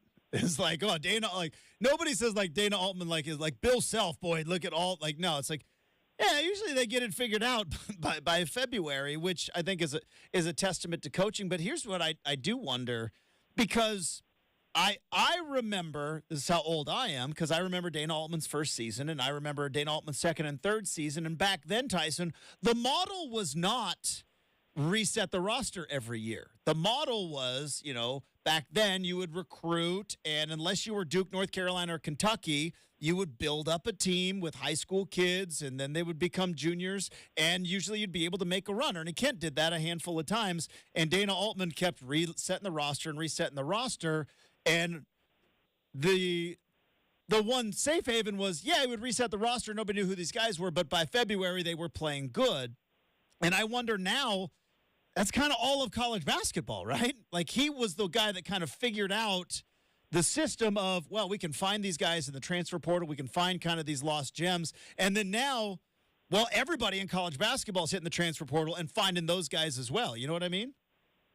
Yeah, and then oddly enough, this was going to be the season that the Ducks had a little bit of continuity going. Yeah. You had Cuisinart coming back. You had Dante coming back. You had two normally recruited freshmen in KJ Evans and Jackson Shellstad. This really kind of does feel like a team that would have had kind of a nice combination of those parts. But I think that's kind of the frustrating thing too, is because you can look at this roster and you can make a case for how they could be good next year. I think Shellstad could take a major step forward. I think KJ could take a major step forward. They're going to recruit, but it's just not where it needs to be right now. Tyson Alger from the I-5 corridor joining us here on 620 Rip City Radio. While we're sticking around with college basketball, Tyson, how do we, I'm saying this tongue-in-cheek, but how do we end the obvious scourge that is court storming, which is clearly the bane of college athletics existence? But, I don't know how we have survived 100 years of court storming up until now without a death on the court. So that's been the talk of the college basketball world, Tyson. Why haven't they banned this yet? Why haven't they just banned it yet? I think we just got to have a trapdoor scenario. This is like a pit or a moat. I think that's, if you want to ban court storming, you should have to invest in a moat. I'm talking full on moat. I want water. I want mud. I want bricks. You have to go all in, and maybe each school can have a different stylized moat. Mm-hmm. Maybe Oregon's is a nice pond. Yeah. But down in Florida, they got gators. They got gators in their moat down in Florida. 100%, 100%. So I think we might have something here, and I've obviously put a lot of time into this. It's not something that just came off the top of the dome a second ago. Yeah, we're going to go with notes here. Here's what's funny, Tyson. Actually, it's not funny, but it is appropriate. Is your idea has about as much that you came up with off the top of your head to try to make a joke, which was very funny, and we are laughing through it. But it is as funny as Jay Billis's actual thought, which was get the teams off the court and then rope off the court and arrest all the students. That was what he said on actual TV. I mean, what's wrong about that? like, okay, so imagine this. Like, you have a hard enough time getting people to go to games right now at, like, any basketball venue in Oregon outside of Gill Coliseum when the Oregon State women are playing. Yeah. Like, hey, Oregon, Arizona, 2 weeks from now. Big game. Oregon upsets them to finish off their 9th straight win in a row. They're going into the Pac-12 tournament on fire. Everyone stormed the court. You're arrested. No one's coming back. Like, no one's coming back. Like, that's the end of it. So, I mean, again, Tyson Alger from the I-5 corridor joining us here on 620 Rip City Radio. I laugh because it's the thing we do in college sports. Tyson, I don't know if you noticed this, but it's like we love just throwing things out without a plan. And when I say we, I'm not talking about myself. I'm talking about a lot of the people who are in charge of college sports who clearly have a disdain for college fans because it's like, hey, pay the players. How? Don't worry about it. It's not going to go too far, and we're not going to be giving quarterbacks private jets without worrying about a tax bill, but they should just be paid without a plan. And then now it's like ban court storming. It's like, all right, 2,000 hopped up, some naturally, some with some assistance. College kids just beat Duke. How? Like, just tell them that it's banned, and they're just going to listen to you? I love that. Why haven't we banned court storming yet? It's like, have you figured out how to stop 2,000 kids from running onto a court? Because I'm all ears if you have that idea. Yeah. Where did Billis go to school? Let me think. Billis it was Duke. Was it NC? No, it was in North Carolina, but he went. Yeah, he went to Duke. And then who else was talking about? Jay Williams was talking about this too. Where did Jay Williams go to school? Was he Miami? No, he wasn't Miami. It was a blue jersey. If I'm remembering right, it was a blue or black jersey. Yep. I can't remember. Yeah, so he went to Duke. It's interesting how that all works out. And then, when Kyle Filipowski had to get helped off as if he was, no man left behind in Nam, when he ran into by a Wake Forest kid, we all have to ban it now and suck out all the fun that is college athletics. I know I'm going off on a little bit of a rant here, Tyson, but you know what? Let's roll with it. Like what? When are all these people going to realize that college sports are fun? That's why they sell. And instead of leaning in, they're just going to suck all the fun out of it. I think we can all just trace this back to that extra shot Dylan Brooks hit against Duke in the 2016 Elite Eight. That's what started taking the fun out of everything. But that's such a great point that you made though, because it's just like if you go back and everything that people cherish about college and sports in general is just like the quirkiness. Like nobody's talking about no one's telling stories about the great traffic, like on the way home from that game. Like they're talking about like the chaos getting down to inherently, occasionally when you have this many athletes and this many fans, stuff can happen, but largely stuff doesn't happen. And I think that the stuff that doesn't happen makes the stuff. Anyways, it's too early to start legislating this thing. Oh, really? Because I disagree. I think I was starting off on that foot about 6 a.m. Tyson Alger from the I-5 corridor joining us here on 620 Rip City Radio. There's no easy transition into this. I know we do the goofy and the silly stuff, but I know it was on your timeline. I talked about it this morning. I had the pleasure of working with Terry Johns for about 10 years when I was in Eugene, worked in the same building. A very, very nice, courteous, helpful person to a doofusy, hot take sports talk host who was in his 20s, calling out coaches left and right, and a guy who was there gave me opportunities and was always there with a smile. And I mean, a tough loss in the Oregon athletics family with Terry Johnson. I don't know if you got a chance to meet him or if you got a chance to get to know Terry at all. I was lucky enough to get to do so. He had an influence on my career that I will never be able to pay back other than paying it forward. But I know you put it on your timeline. I don't know if you ever get a chance to talk to Terry at all. Yeah, it's been really cool to be able to listen to the stories that like you have shared and Joey McMurray has shared, and just everyone kind of around the UO community. I met Terry several times, and you know, I didn't quite have like the working relationship with him like you guys did, but man, every time I saw him, it was just somebody like asking you like how you're doing, how you're feeling. He would ask me how the I-5 corridor was doing, and like I'd never.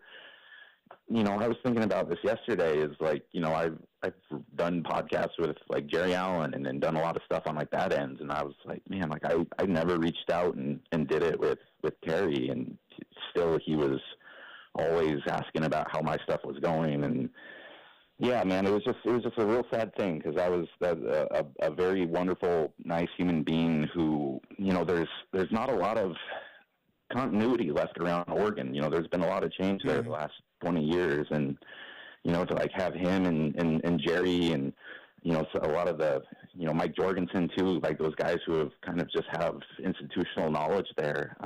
You lose one of those guys and you lose one of them too early. It's just it's a really tough thing.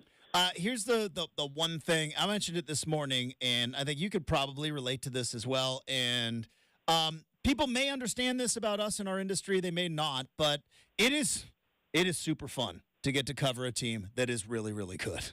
And you get a lot of perks and a lot of benefits when you get to cover a team that is really, really good. I've been lucky enough to do it, but it is completely and utterly out of your control. And Terry was there and got to call the play-by-play of Oregon women's basketball at the peak of their powers. He called every game of Sabrina Ionescu and in her career, and was able to call a Final Four game, all of which is out of. But the thing I'll remember from Terry was calling a game with the same enthusiasm and professionalism when they were terrible under previous regimes, and when they were 8th or 9th in the Pac-10, and they were not the Oregon women's basketball powerhouse that you knew from a handful of years ago. And just kind of to people in the media business, you know, we get lucky. Sometimes you get to cover a super hot team, and sometimes the dice comes up snake eyes and you have to cover a team that's not so great. And to sit there and cover it like a pro with the same enthusiasm is something I'll always remember Terry for. And those guys are the ones who carry the fan base through those times too. You have no greater relationship as a fan, or at least when I was a sports fan growing up, than you know that broadcaster, than the person when you're not at the game who's telling you what's happening. And you know, I feel like when you go through the down seasons, it's like you kind of feel that like, you know, you're living it through that person as well too. And yeah, man, those guys are. Terry was a pro. He was as good as it gets. Tyson Alger from the I-5 corridor.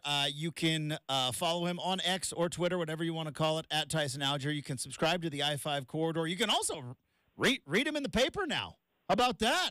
Look at that. Back in you getting the ink stains back on the fingertips, Tyson. Yeah, like 13 years later, I'm just exactly where I started. So we're making progress here. It's all full circle. Life is a flat circle. Yeah. We learned that in True Detective. And hey, we'll schedule it. We'll do the preempt, the archive of Autzen Stadium food, when it peaked, when it got a little lackluster, and that podcast is coming for the people, definitely. Yes. And then we'll bring in Autzen Brenden to talk about how the soup at Reeser just ain't the same. It just. Yeah, he can bring in like a Costco Keurig cup. Yep. And maybe like an off-brand one, and we can compare the two. And maybe bring in like 15 beaver bucks and just inside jokes. They're the best. All right, Tyson, you're the best. Have a great week. We'll talk to you soon, bud. Take care, man. There you go. We've got the RCM mailbag to wrap up the big show next. 620 Rip City Radio.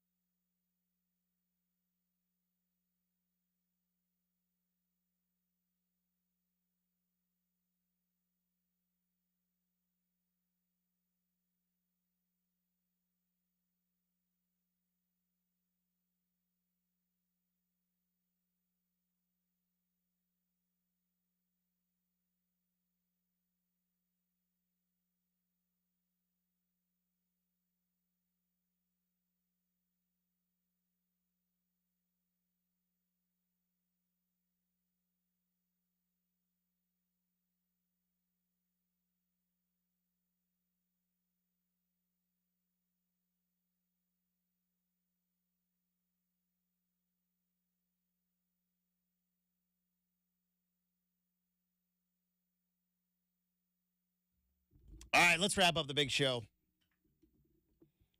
Brenden can't wait. He's on vacation as soon as we wrap up the big show. Vacation, Brenden. Florida, Brenden. Combine.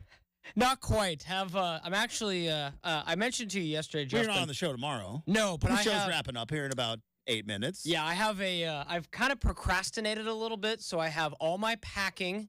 Many. You're going to Florida that way. Like shorts and tank tops. Several Like, what many Beavers Edge things to get caught up on because spring football starts next week, man. So it's a high time, and like I said, I'm hoping to be done with everything today. But I'm gonna miss you, man. I'm gonna miss you. You're leaving for a handful of days. Like You'll 4 be whole back days. next week. Yeah, it's like Good. 4 whole days. Good. Quick trip, spring football Go next on. week. Go on vacation. Enjoy it. Watch out for the alligators, though. Don't die in Florida. You are going to the state that, well, I'm sure there's a lot of. I've never been to the great state of Florida. Never been there. It is I something. look to go one day. But It's something. I'll leave it at that. It's something. It is something. I don't know if there's a state where more things can try to kill you. Probably not. No. I guess Alaska, because I just watched True Detective, and that's more just the bitter cold. Yeah, it would have been a good Tyson question. Yeah, is Like, Alaska deadly? will more things kill you in Alaska or Florida? Because I think those. A lot of snakes and gators and things so in many Florida. things. Yeah, There's a big old swamp. yeah. Anyways. Like again, the Crazy people all hopped up on bath salts. Remember bath salts? That was a fun time, I wasn't it? do.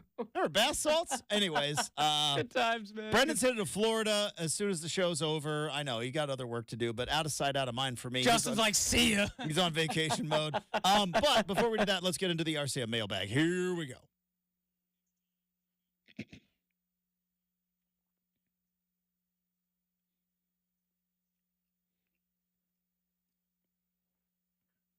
All right, Justin, let's go ahead and fire up the big mailbag today. I'll start with this. Do you dream when you sleep? Yes. And B, what was the last dream you remember? What happened?